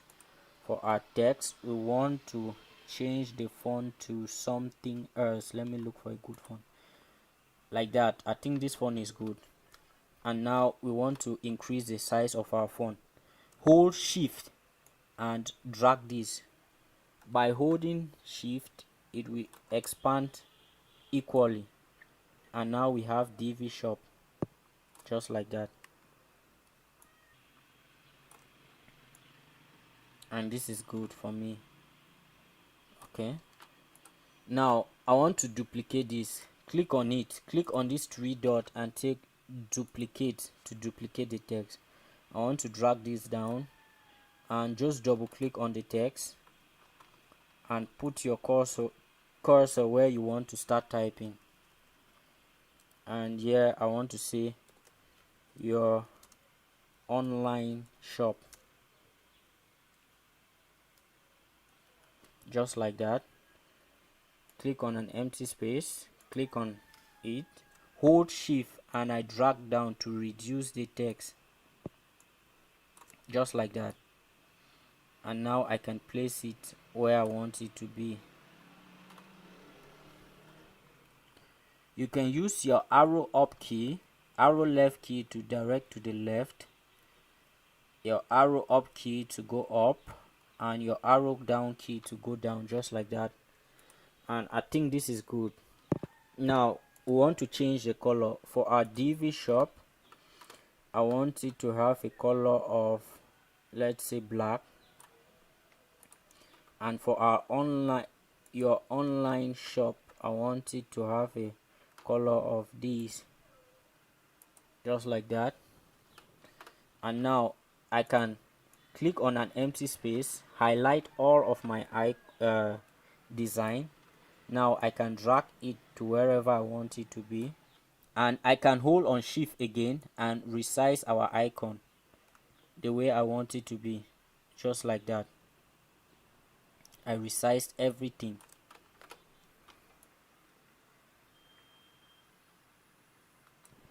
Okay, just like that. And now we go to save logo. Just click on save logo, and you see download your file. We have download low resolution. If you choose download your file, you'll be asked to pay a little amount to download high resolution, but we want the low resolution. The low resolution is good. So I'll go ahead and take download low resolution, and that is it. Our file has been downloaded. If I go back to our website, I drag our logo, paste, and I take add logo, and our logo has been added. Now I can save changes. Okay, let's go to the front end of our website and see what we have. That is it. That is our logo. That is the logo we just designed.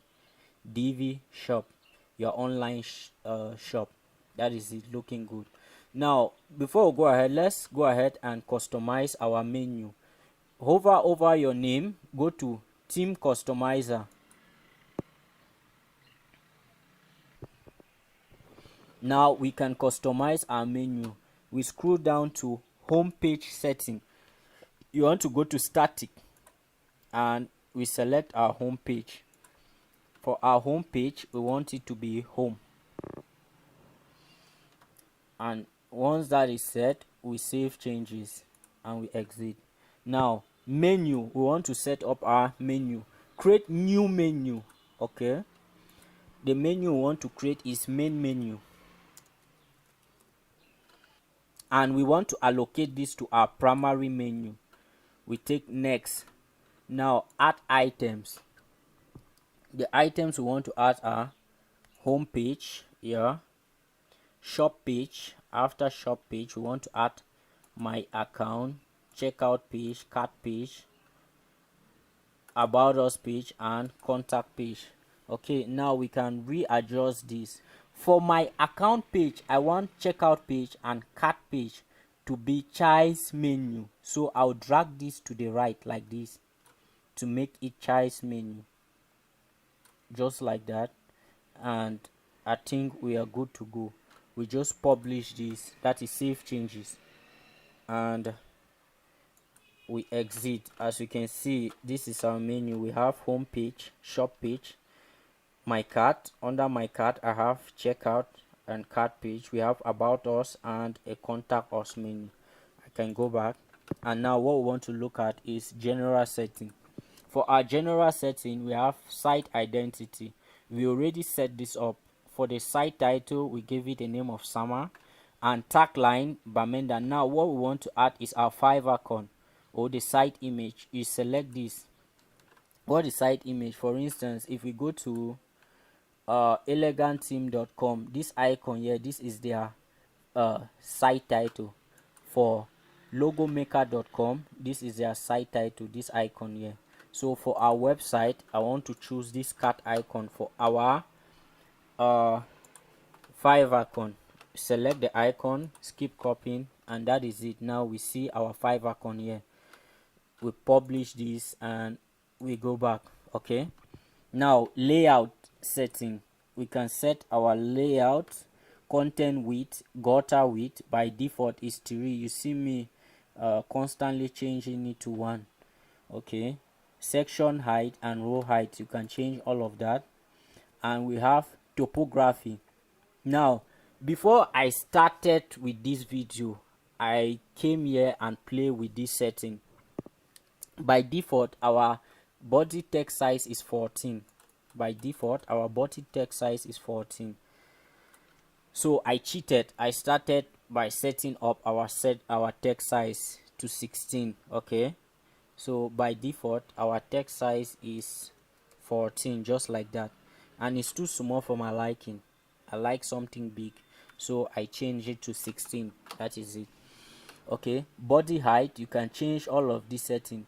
And also header font. For our header font, I came here, I also changed our header font to Roboto. That's why I didn't bother changing it throughout our page. Okay, you can always set your website, and before you start doing anything, you come here and set your header font, set your website the way you want. You set your topography for your website, you set your body font, you set your body color, and so on. If you're satisfied with the changes you made, you publish it, and we go back. Now for the background setting, this is the overall background setting for the website. Okay, let's go back, and now what we want to look at is header navigation, header format. Now we have the default header format, which is our logo and our menu. We can change this to centered, like that. We can change it to center in line. I see many websites use this, and this is good. I like this, but not that much, so I'll go back to our default. You can set a slide in, just like that. This is our menu. If I click on it, you see our menu slide in, and I love this. You can close that. And also we have full screen. Now if I click on our menu, you see our menu show expand to full screen, and we can select the page we want to go to. Okay, I'll close that. Okay, let's choose default. We can enable vertical navigation. If I set this up, you see we have a vertical navigation. Our menu sitting on the right. We can change this to be seated on the left, like this, and if I scroll down, you see our menu is on the left and our website is on the right. Okay, I don't want that enabled, so I unticked it. We have hide navigation bar. This is also cool. Just like that, we don't have any navigation bar. If I scroll down, our navigation bar appear, but when it is at default, you see we don't see any navigation bar. We just see our beautifully designed website. Okay, but I don't want that, so I'll untick it, publish, and go back. Okay, we have primary bar. This is our primary bar. We can go ahead and customize it the way we want.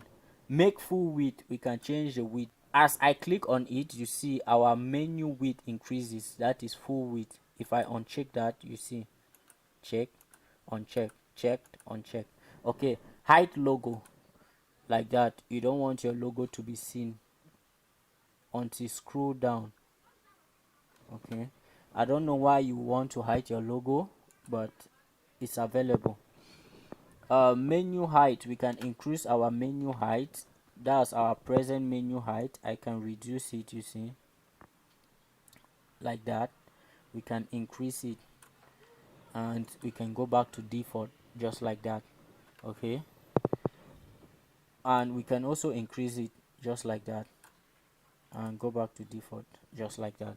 Okay, logo height, we can increase our logo height like that. If you're not satisfied with the default height that Divi sets for you, you can increase your logo height. You can set it back to default. We can increase our text. Okay, I cheated again here.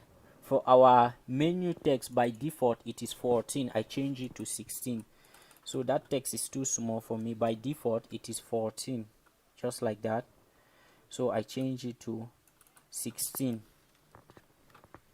just like that. Okay, we can change the letter spacing. We can change the font size. We can change the font. I also change the font to Roboto. By default it has something else. Go to, you need, for you to change your heading text, you can just browse through. This is the default text that it had.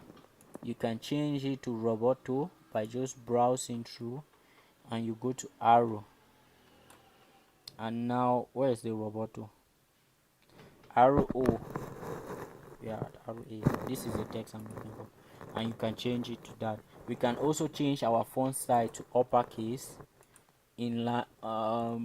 italic, underline, bold, but I don't want any of these, so I'll uncheck all of them. We can change our text color, our default text color, and we can change our active link color. I'll change this link color to this, and that is it. Okay, we can change our menu background. Okay, our background color is white. We can change this to this, like that. We can change the color to green.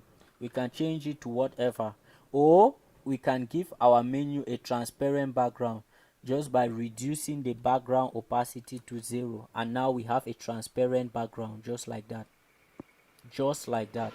Okay, I don't want a transparent background, so I'll give this default setting. Where is it? Sorry, I'm setting something else up. Okay, we want to set our background back to default, so I'll give it the default setting, which is white. Okay, and that is it. That is it. We have the drop down menu.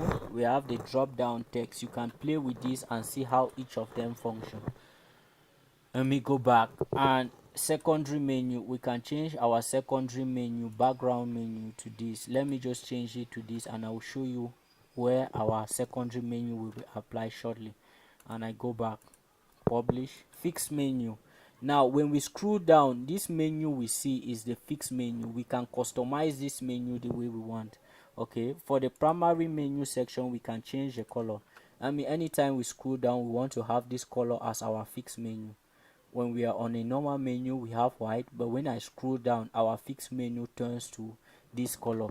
You can do that. The possibilities are endless, so I'll go back to default and I close that up. You can play with this and see how it works.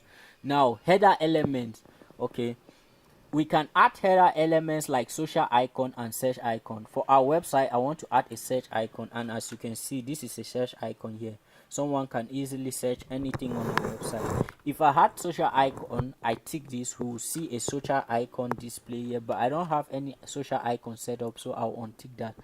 And here we can as well add our phone number. Let me say I add a phone number 237 1234567, and an email, say samadivine.com. Let me say contact at samadivine.com, contact at samadivine.com. That's our email. I publish this, okay, and I exit our editor.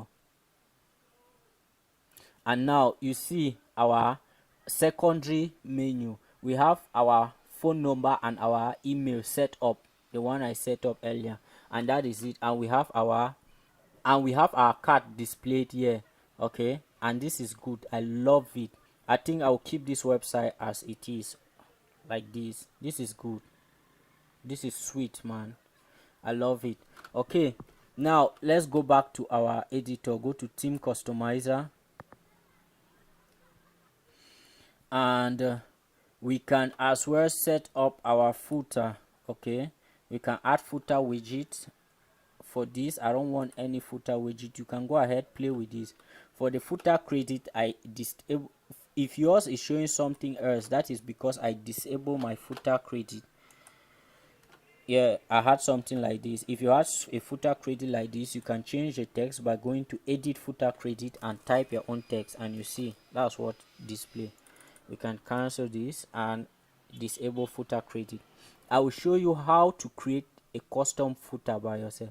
You can play with it and get used to it. You can add footer menu, you can add footer elements like social icon. You see, if I set that up, this is where you see your social icons, but I want to disable that. And as well, you can add widgets to your footer. Okay, so once you're done with that, you publish, you save changes, and we go out of it. As well as you can set a custom design for your buttons. As of now, the custom design for our button is good. I don't want to change it. So if you want to change the custom designs for your buttons, you can just come to buttons and you change the styles. You see, you can browse through. We have already looked at all of these, so you can do them by yourself. This is the hover setting, and we have block, we have mobile style. All of these are distractions. For the mobile side, let's say mobile menu. For this, we can change the text color. Let me change this quickly. I want the text color to be this. Now you see our menu now matches our website look and feel, and if I open it, this is what we get. You see, looking good, just like that. We can as well hide our logo on mobile, just like that, and we don't have any logo on mobile. I can untick that and we go back.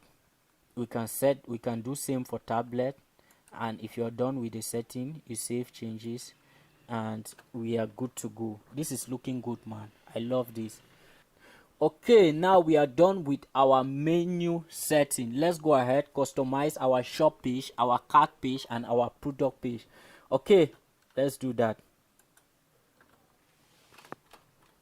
Now we want to go ahead and create a custom design shop page. Now if I go to our shop page, this is it. This is our shop page looking average. We don't want average, we want something good. Okay, so what we can do is we can go to our dashboard,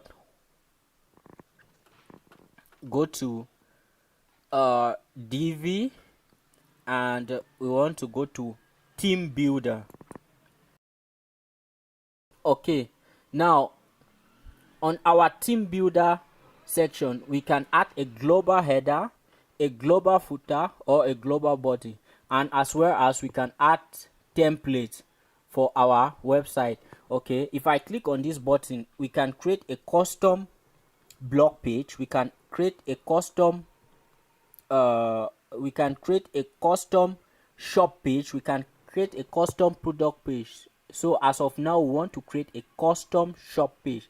So if I click on shop and I take create template, You see, we have the module created for us.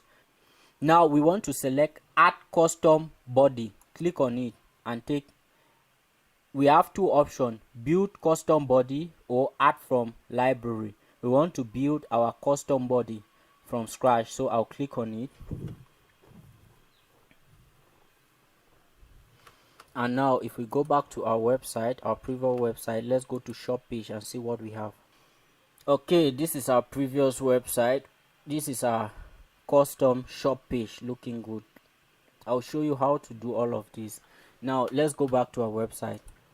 The first thing we want to do is we want to add a row. So I'll click on row, and we want a 3 row. Now the module we want to add is text module, so I'll add text, and I'll give this text Bamenda main market.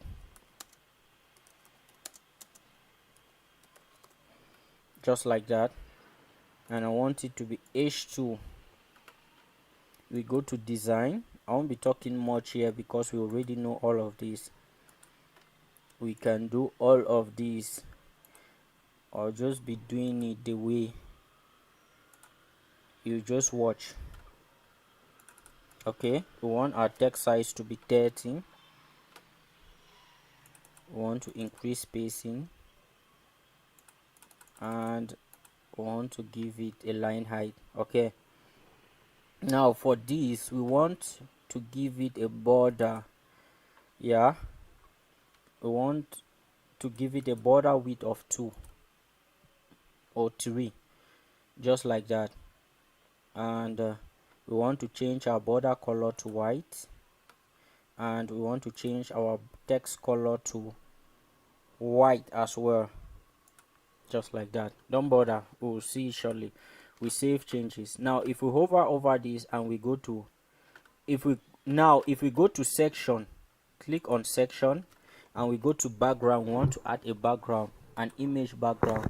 Select image, and the image we use for our shop page is this image. Upload, and that is it. We have our background set up. Save changes. Now what I want to do is I want to drag this module to the center like this, and that is it, looking good.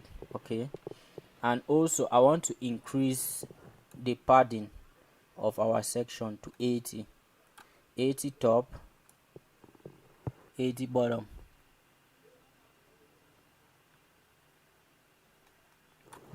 Just like that, and it's looking good. Okay, we can save changes.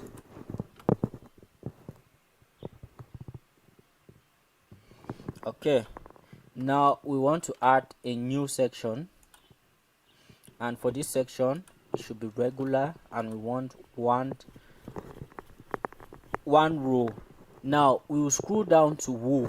We want to add our product, so we'll scroll down to Woo product, Woo modules, and what we are looking for is Woo products. Click on it, and by default it will import all your product. Okay, now if we scroll down, you can change your product count. You can change your number of column. I'll change this to 3 since we have only 3 products, so that it should fit our screen, just like that. And now what you want to do is you want to go down to element, and now on element go to show pagination, this option. Click on it so that it should be able to show the number of products you have, like this, showing all 3 results. And you can sort by using this. Okay, and had it been we had, let's say, 100 product, it will show pagination down here, the number of products that are left to be shown. Okay, and if you're good with that, you can as well design this page. If we go to design, we can design each section the way we want. For instance, we can go to images, and we say we want a rounded corner images for our shop page. We want our shop page to have round images. I can set the corners to 100, and now you see our images are round. You can see. Okay, as you can see, our images are round. I will undo that, and we can as well play with the design as we want. So just go ahead, play with the design, and if you're satisfied with what you have done, save changes, and that is it. We are good to go. Okay, that is it about our shopping page. Now we want to add one more section. Let me see what we have here. And we have this custom design section. Here you can put your discount to entice a customer to buy. You can display so many things here. That is the advantage of having a custom design shop page. So let me show you how I designed this. Okay, so if I go to our shop page, go to regular, and what we want is a Divi section. Yeah, just like that. And for this section, for the first module, we want a text module. Okay, and we want to change the text as usual to Christmas sale, just like that. And we want this to be H2. We go ahead, design it.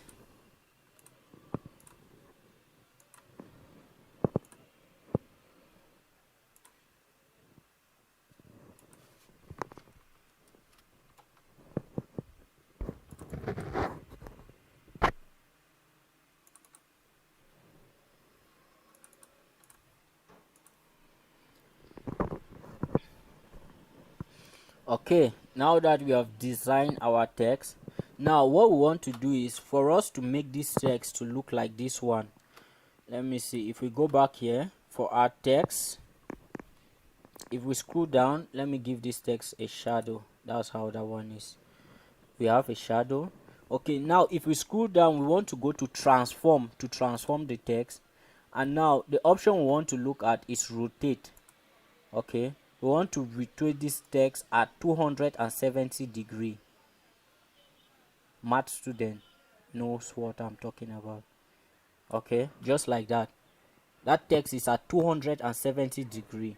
That is why it's looking like that. You can rotate it the way you want. You can obscure it. You can, you can change a setting the way you want. Okay, if you are satisfied with that, you can take save changes, and as you can see, this is our text. Okay, now we can go ahead and add this section.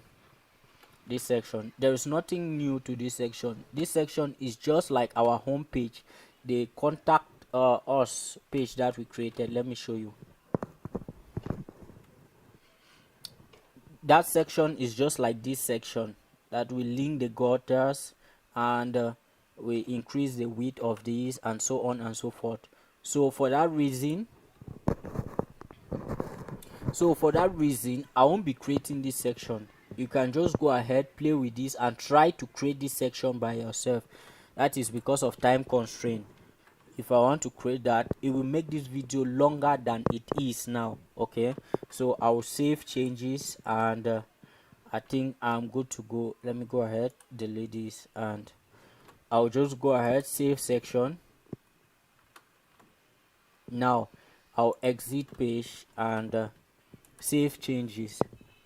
If we open the front end of our website, clicking Control and your home page, it will open this on a new tab, and we go to shop. You will see that we have a custom design shop, except that we don't have this downer section that I said you will design it yourself, because if you have been following from the start, that's nothing to you, right? I'm sure. Okay, now this is our custom design shop page. Now if we go to product, let's go to this product. You see that our product is looking still cliche, not looking good. But for this side, if we go to product, let me go to our product, this product. Okay, now you see that we have a custom design product page looking good, just like this. We want to customize our product page to be looking like this as well. So I'll go back to our website, and we'll take add template, and now what we are looking for is product. This is it, products, and what we are looking for is all product. You can as well set a custom page for specific product and so on. Okay, Now for our product page, we want to add a custom button, a custom body. So I'll click on add custom body. We can build from scratch, add from library, or we can copy our shop page. What I want to do here is I want to copy our shop page. Okay, just like that. And I'll click on this brush icon to edit it, and this is it. Okay, now we have our product page. We want to delete this module, so just delete it, and now you add a new module. For this, the module we are looking for is wool product title. So if I just type title, you see we have wool product title. This is what we are looking for, so we'll add that, and by default it will give us our product title. Now we can go ahead and customize it. Okay, if I go to design, hover over our text, click on the brush icon, and we want the text to be bold, we want the text to be white, and we want the text to be centered aligned, we want the text to be capitalized, and we want the text to be 30 pixels. That is it, and I think I'm good with that. If we like, we can add a border to our text to match our website design. So I'll give it a border width of 2 pixels white, and if we go to spacing, let me see, where is spacing? Just like that.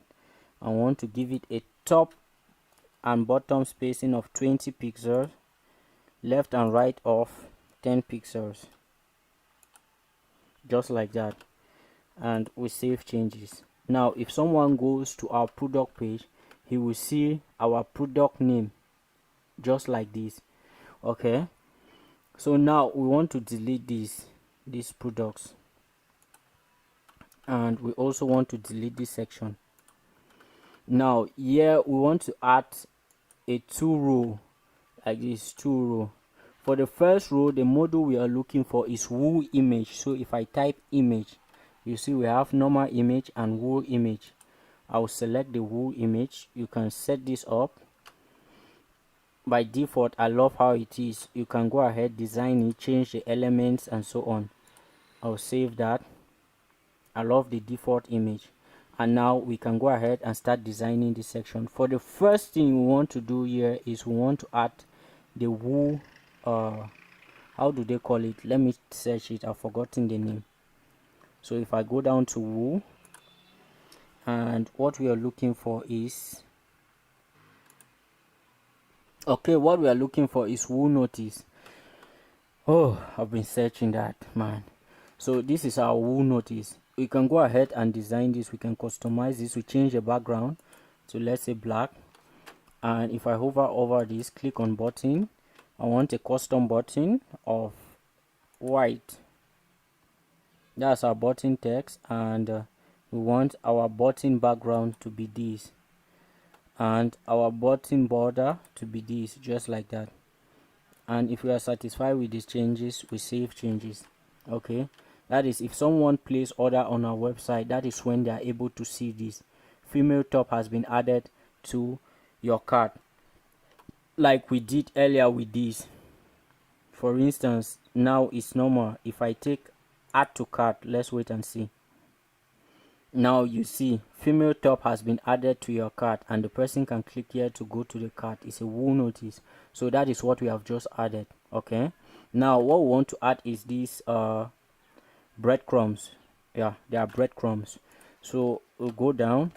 Now beneath our wool notice, we click on the plus icon, and what we are looking for is breadcrumb. So you see here we have wool breadcrumbs, and that is it. You can go ahead, customize this. I won't emphasize on this anymore. I don't know why I keep talking about it. We all know that we can customize a text the way we want it to be. So I'm the one stressing myself here, right? And I save that. That is it. Now what do we want to add? We want to add, for now, let me close this up. Okay, we want to add a divider and a product name. So first we go beneath this, we click on the plus icon and we take divider like that. Design, line, color, and size. We want it to be, let it be full width, okay, like that. Okay, and we want to add a new module, and this time is product name. We already have product name there, so we say product name. Title, sorry, is product title. Woo product title, just like that. And we have our product title. Now I won't do anything on this, so I'll just save changes just like that. I want to add one more section, not one more section. Now what we want to add is product price, so I'll just type price. You see we have whole product price, and that is it. I'll customize this color, change the color, change this to uppercase, bold, move uppercase, and we want this to be 30 pixel, just like that. And if we are good, we save changes. We add one more module, not one more, sorry. I keep saying one more. Okay, description. Woo description. Now let me description, yeah, woo product description, that is it. Now you see here it's a description type. We have short description, okay, and we can go ahead customize this. I'll leave that the way it is, and want to add one more, not one more, I'm sorry. We want to add to cart button. So if we go back, we take add to cart, and this is it. Woo product add to cart, click that, and that is it, looking good. The only thing we want to edit here is the button. I'm not seeing my button, so I'll click on custom design button, and I want my text to be black, that way I'm able to see my button, and I save changes. Okay, and now what do we want to add? We want to add these. I don't know what's called, so let's look for it. Add a module, go to Woo modules, and the module we are looking for is, let me see, okay, Woo product meta, that is it. And here we go. I'll save that, and we are good to go. This is a normal, this is a normal product page like this. You can design it the way you want. You can tweak it, add your own design, change the color of this text, change the size. And now let me show you how I did this. So what I did is I add a new module, and the module I add here was a blurb. So this is it, a blurb. And for the blurb, we gave it a name of, let me just copy this here, free delivery around Bamenda. And for the body text, we see lightweight product only, yeah, just like that.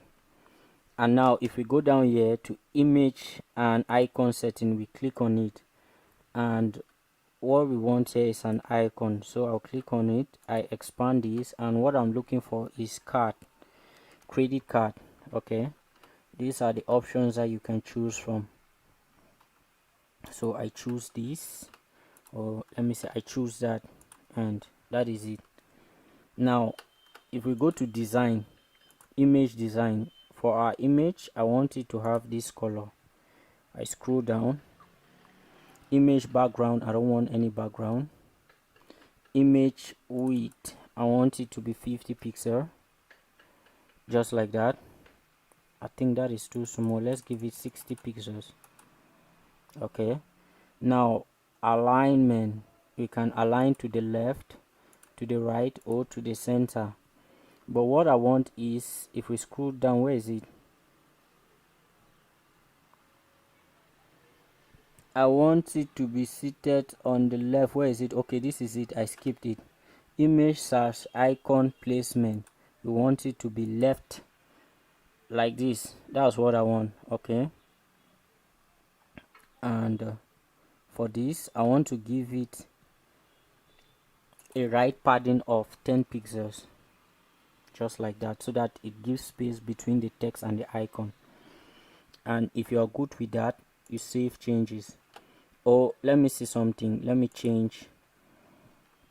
For our module, I want to reduce our text. Let me go to text, title text.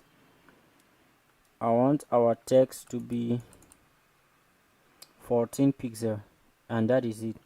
And also we want to change our background, so I want to give the overall module a background of orange and with a reduced opacity, just like that. And that is it. We go back to design. We want to give it some spacing, so we go to spacing.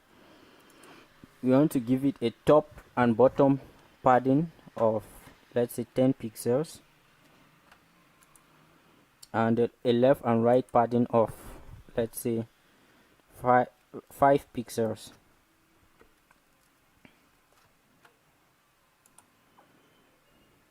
Just like that. And that is it. Okay, and let me see what we have here. Okay, we also give it a border width. We gave it a border width of 2 pixels and a border color of orange, just like that. And now we save changes, and that is it. That is how I created it, as simple as that. Okay, now we want to add. Okay, so that is it. Now we want to add second to the last section, that is our description section. This. Now let me show you how I did that. If we go to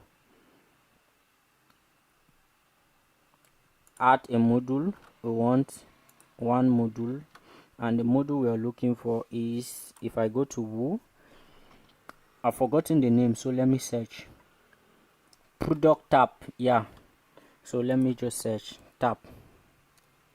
That's it. Woo product tab. This is it, and this is what we have. This is what we have.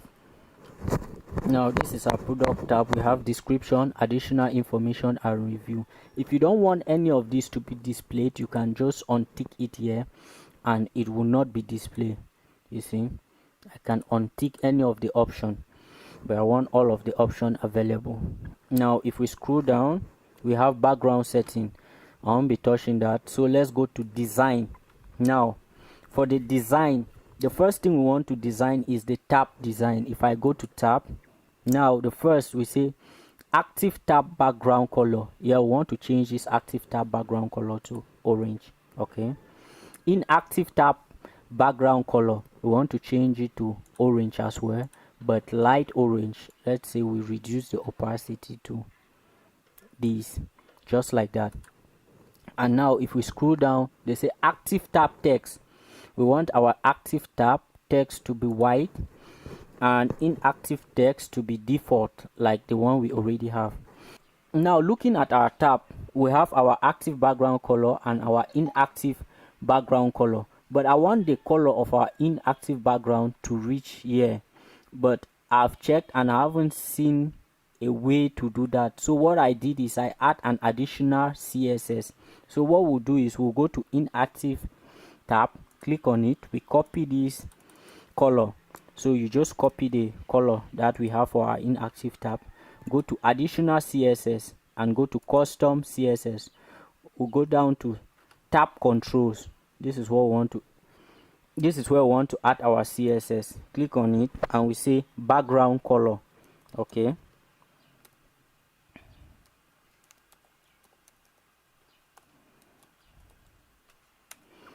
and we want to give it a background color of our light orange, and we end it with a semicolon, just like that. And if you are satisfied with that, let's go back to content. Okay, now I want to increase the space between my text and my tab. So I'll go to design, tabs. We want to scroll down and look at tab line height, and I want to increase this to 2.5. So that's it. That's how I design our tab. And if you're satisfied with the setting, you can go ahead and save changes. If not, you can continue customizing the way you want it to be. And now we want to add the last section, which is our related product section. So I add a regular and I add that. Now what we want is related product, so I just tap related, and now you see we have Woo related products. Click on that, and now nothing is showing. Let me see. I want to see something so I can work with. Okay, now I can see something. Okay, now we see how we can design this section. First, we want to design our header, so I click on this, and as usual we customize it. You can go ahead and customize it. I know you already know how to do it. Okay,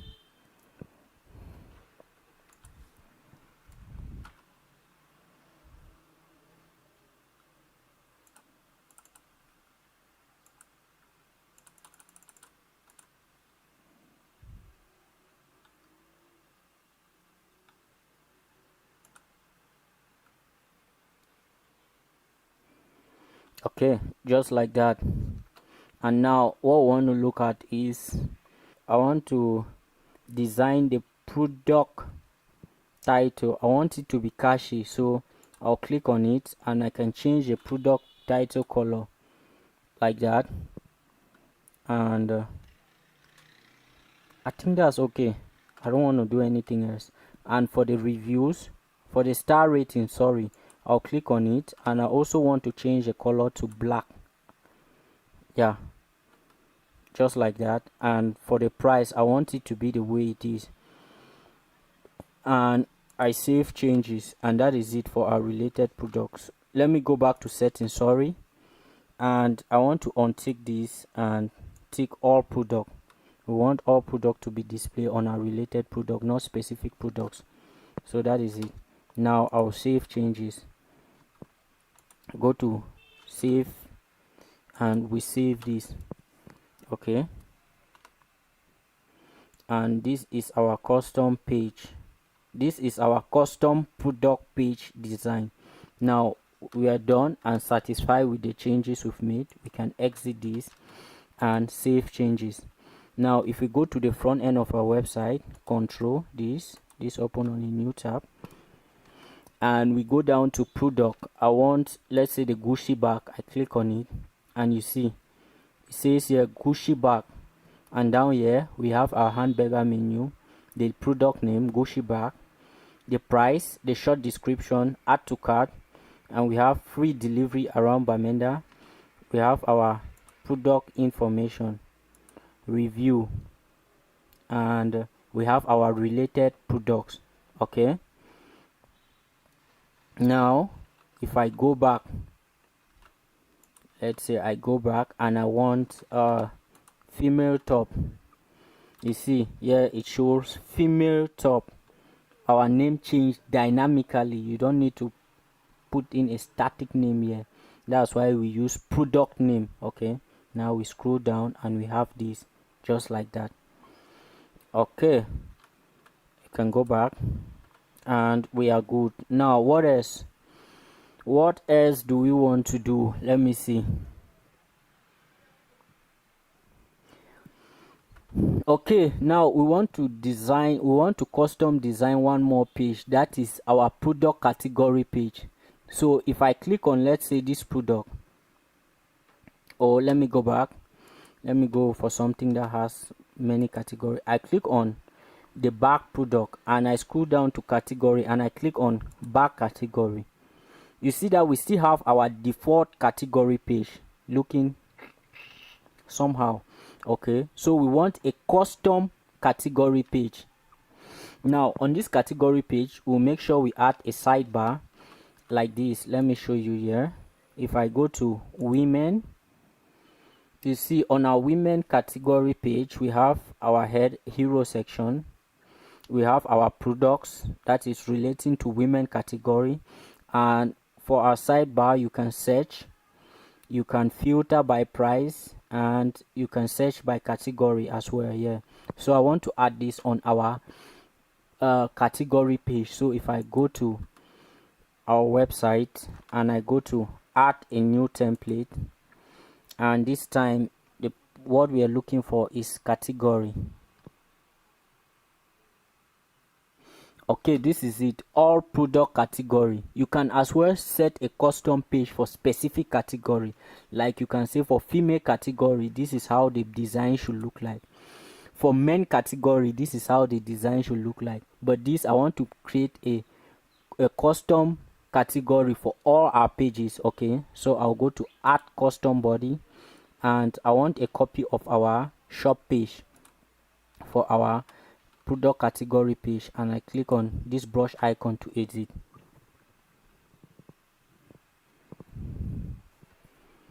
Now for the product category, what I'll do is, the only thing I'll do is I'll change our text here, say shop by category.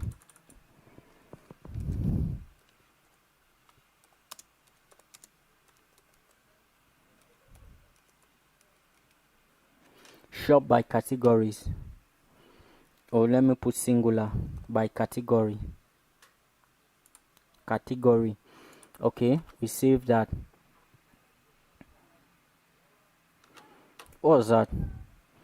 I don't have time to change that. Okay, now for our product page, let me delete this, and for this section I'll go to my row setting. This is it. Click on this row setting icon, and column structure, I want a 2-column structure, just like this. I'll click on this.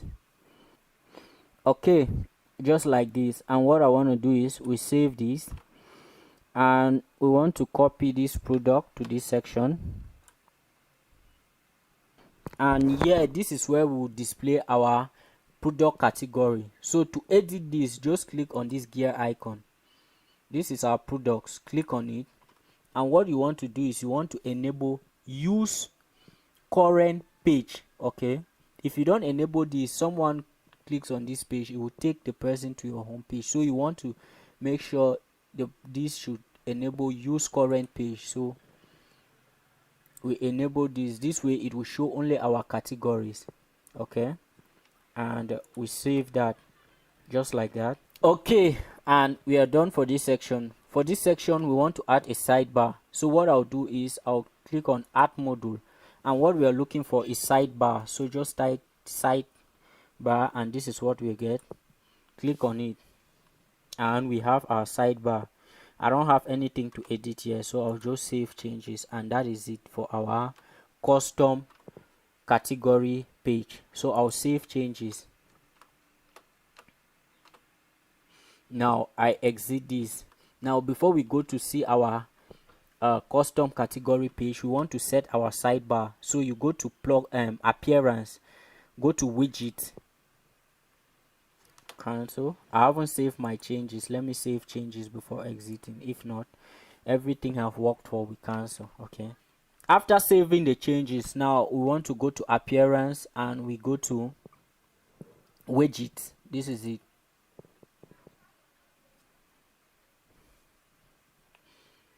Now for our widget, the first widget here we see is sidebar. We want to remove all of this and customize it the way we want. So I'll start by removing this.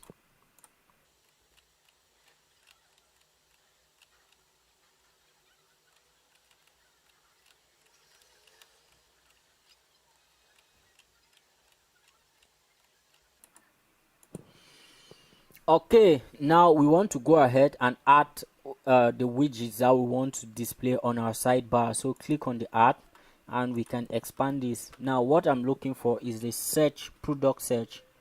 So I'll just type product search, and this is it, the first, this icon here, product search. I want to add on our sidebar, and I want to add filter by price.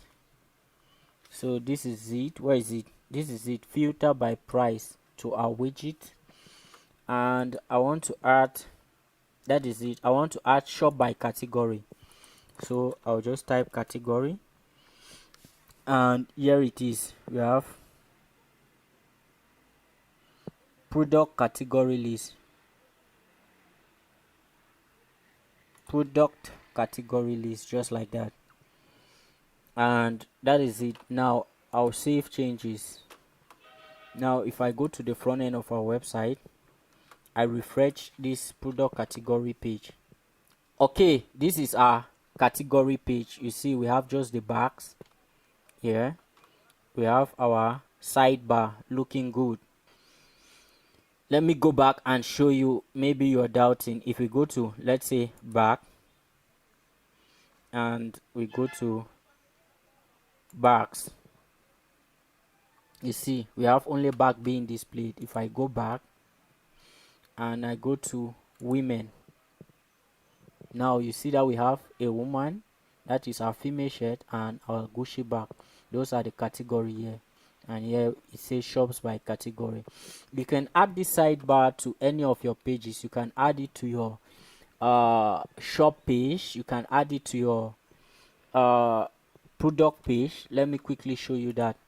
So if you want to add that to your, let's say, product page, you just go back to Divi Theme Customizer. Where is it? Divi Theme Builder. And what we want to look at is all product page. So if I click on this icon to edit the page,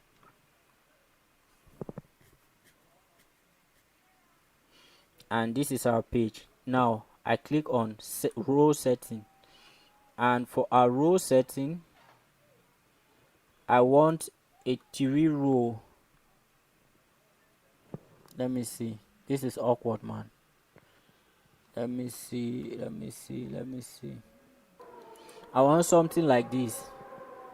Okay, this is awkward, but I just want to show you the possibilities.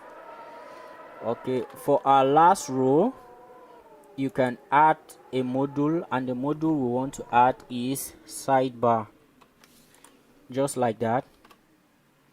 And we save changes. Okay, exit page. I haven't saved changes. Save changes and exit.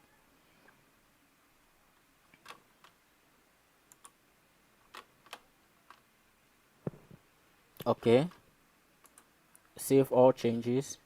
And if we go back to the front end of our website, and if I click on a product, let's say Gucci bag, you see now we have 3 tabs. We have our product being displayed here, we have our bag being displayed here, and we have our sidebar being displayed here. You can customize this page the way you want. The possibilities are endless. Okay, so that is it. I don't really like what I did, so I'll go ahead and undo that.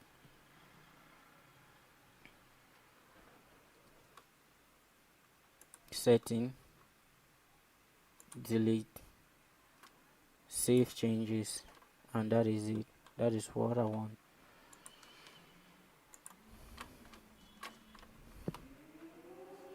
Okay, now we can exit page. Okay, so that is it. Now that we've understand how to do all of that, let me show you how you can import these pages. I'll show you this by importing our footer section. So for you to have these pages, the pages of this website, these exact pages with everything, go to samadivine.com/how to create an e-commerce website. I'll drop the link in the description below, and you get to this page. Now scroll down to free downloads, and these are the image. If you download this, you get the image, and what you want to do is you want to download the pages. So you say download pages, click on it, and your pages will be downloaded. You will have a warning sign. Don't bother about it, just keep just like that. And now if you go to your download folder, let me go to mine, download, and this is it. What you want to do is you want to unzip this. So let me do that. Right click and unzip here, and these are the pages. We have about us page, all product category page, all product page, contact page, footer page, home page, and shop page. Now to upload any of these pages to your website, I want to upload this footer page. Let me show you. Go to your website. Let me go to my website, and here add a global footer. I want to click on it, and we say build from scratch. Yeah,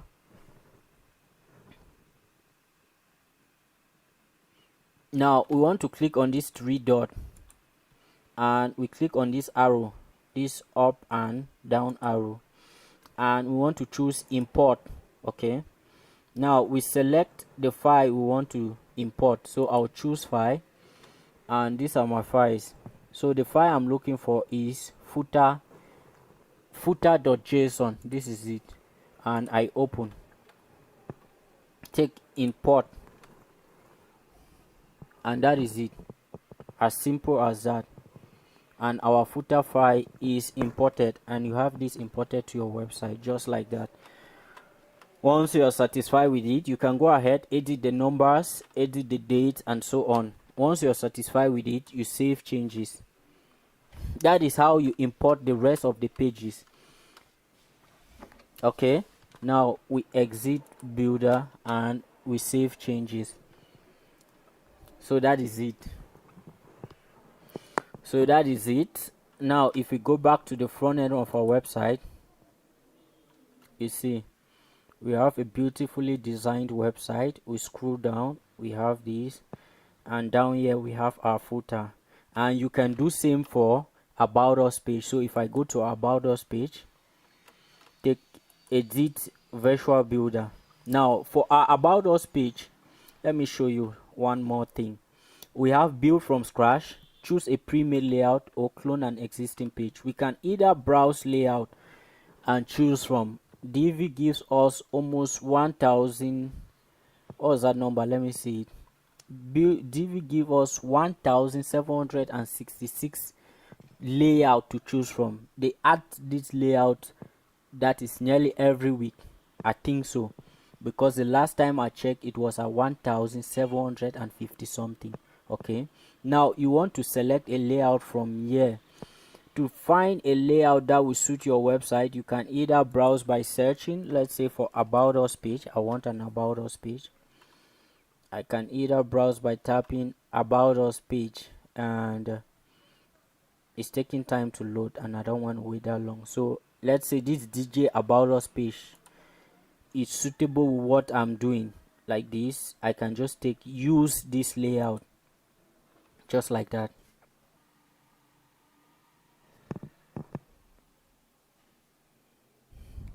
Okay, that's it. We've imported our about us page. Now with all the skills that you have gained throughout time, you can go ahead and edit this page as you want. So I won't be showing you what to do here, so just go ahead, try it by yourself, or you can just copy my own page and edit it the way you want. You can import my own page and edit it the way you want. If you are satisfied with it, you can just exit visual builder just like that. And for our contact us page, one more thing, enable visual builder, and this time we want to start building from scratch. We want to import our contact us page, choose a file and choose contact us, open, import, and that is it. That is our contact us page.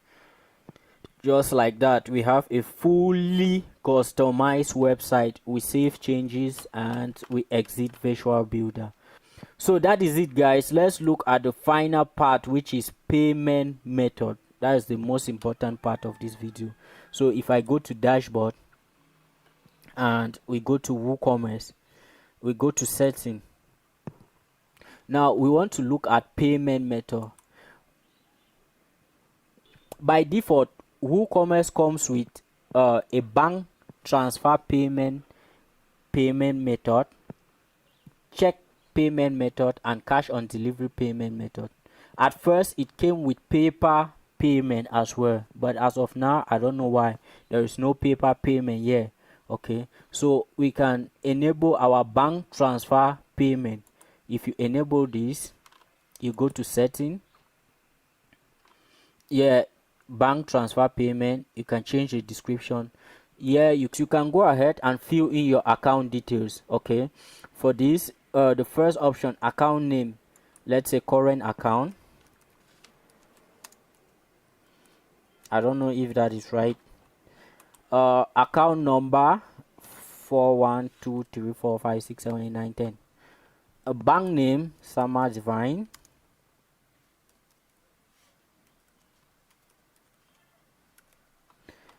Short code, your IBAN number, you put that. Your bank will give you that. You can verify all those information with your bank. Your BIC, you put that in. And if you want to put more than one account, you can put that. And if you are satisfied with that, you save changes. Now when people comes to the website, they can take these payment details and pay directly to your bank account. Let's go back to payment. Okay, check payment. I don't know about this. I think check payment is out of date. Man, the stress of check payment. Okay, you can enable check payment if that is what you want. Cash on delivery, you can enable this, set it up. This one, a client pay after you deliver a product. So you can read through, set this up, and okay.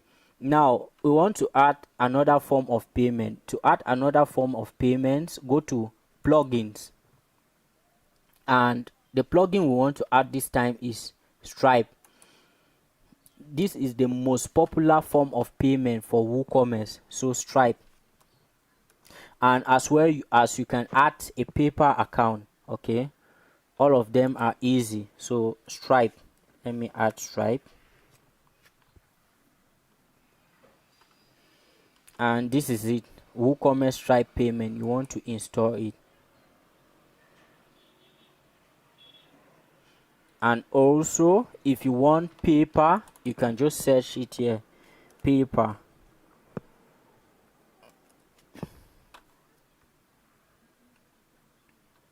And you see the first option here, WooCommerce paper payment. You can install that, and we are good to go. Activate, and also we activate our Stripe payment. Now if we go back to WooCommerce, we go to setting and we go to payment.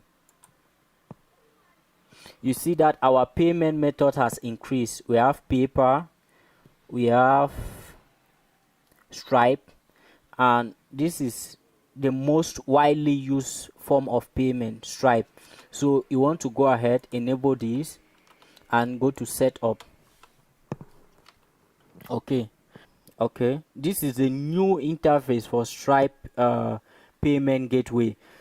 You can either create or connect an account with Stripe by clicking on this, or you can enter account key. This is advanced, so I'll click on this because I have my account key. This is live publish key. You can put in your live publish key to start using Stripe, or you can create a test ground. Okay, for the test ground, you can put in your Stripe publishable key, your test secret key, and your webhook secret. Okay, so what you want to do is you want to make sure you have an account with Stripe. Okay, I have an account with Stripe, so let me go to my Stripe account. Okay, this is my Stripe account. I'm logged in. Now if you don't have an account with Stripe, you can just type Stripe on your browser, or you follow the previous steps. Stripe, just like that, and you see stripe.com. Click on it, and here you take sign in. Here you take but sign up to sign up. I'm already signed in, so that's why it brings me here. Now when you're signed in, go to developers. and on developers, go to API key. You want to get your API key, so click on API keys, and here you will see your API keys. This is publish key. I want to copy my publish key. This is still on test. As you can see here, the mode is on test. If you want to go live with this, we'll disable this, but I need to activate my account to be able to go live with this. So we want to test the account. Here I put in my test publish key, just like that. Now my test secret key, I'll go back to Stripe and I want to copy my secret key. Let me put in password, man.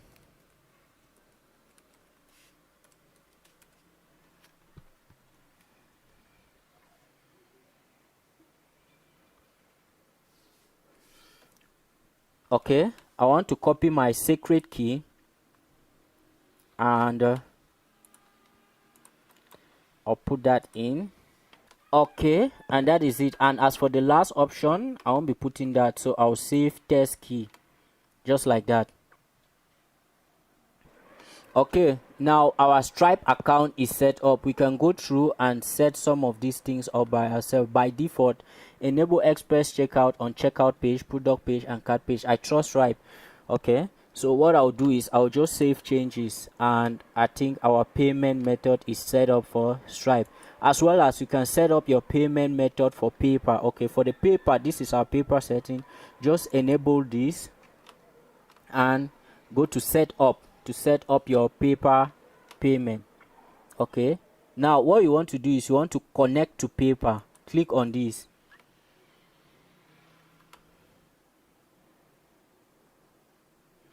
and now you just need to sign in with your email and you follow up the step. I won't be doing that. I just want to show you what is possible. So I'll close this, and now I'll go back to our website,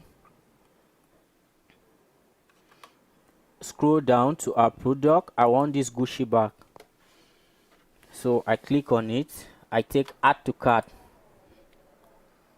that's it, and view checkout. Okay, now we can go to our checkout page, and now we want to quickly fill this form. For our form, first name Summer, last name Divine, company not necessary, country Cameroon, street Metaquata. Everything is filled up. I like it, just like that. Okay, for the phone number, let's put 1234, and I think we are good with that. For the payment method, we want Stripe, so for our Stripe payment, we will copy this account number. Okay, and we paste it here, and expiring date we can put in December 2022, next year. For our CVC, 232, just like that, and we place order. Okay, let's wait and see.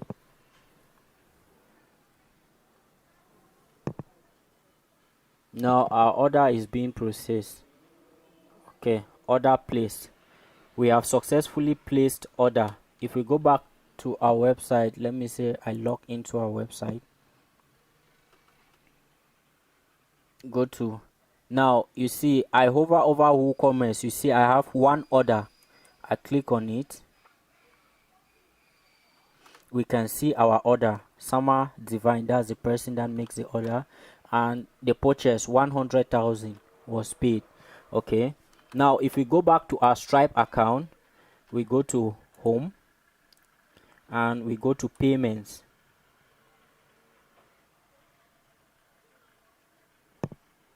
Now we see all transactions. We see here that we received 100,000 francs from Summer Divine. This is it. Order number 133, this, the email of the sender, and so on. And that is how you add payment method to your WooCommerce. Okay, that is how you add payment methods to your website. Okay, so that is it, guys. Thanks for watching. I put a lot of effort into this video. I'm super exhausted, I'm super tired, so make sure to like, subscribe and turn on your notification bell so that whenever I upload, you'll be the first to be notified. Thanks once more. Peace out. Bullseye. Cheers.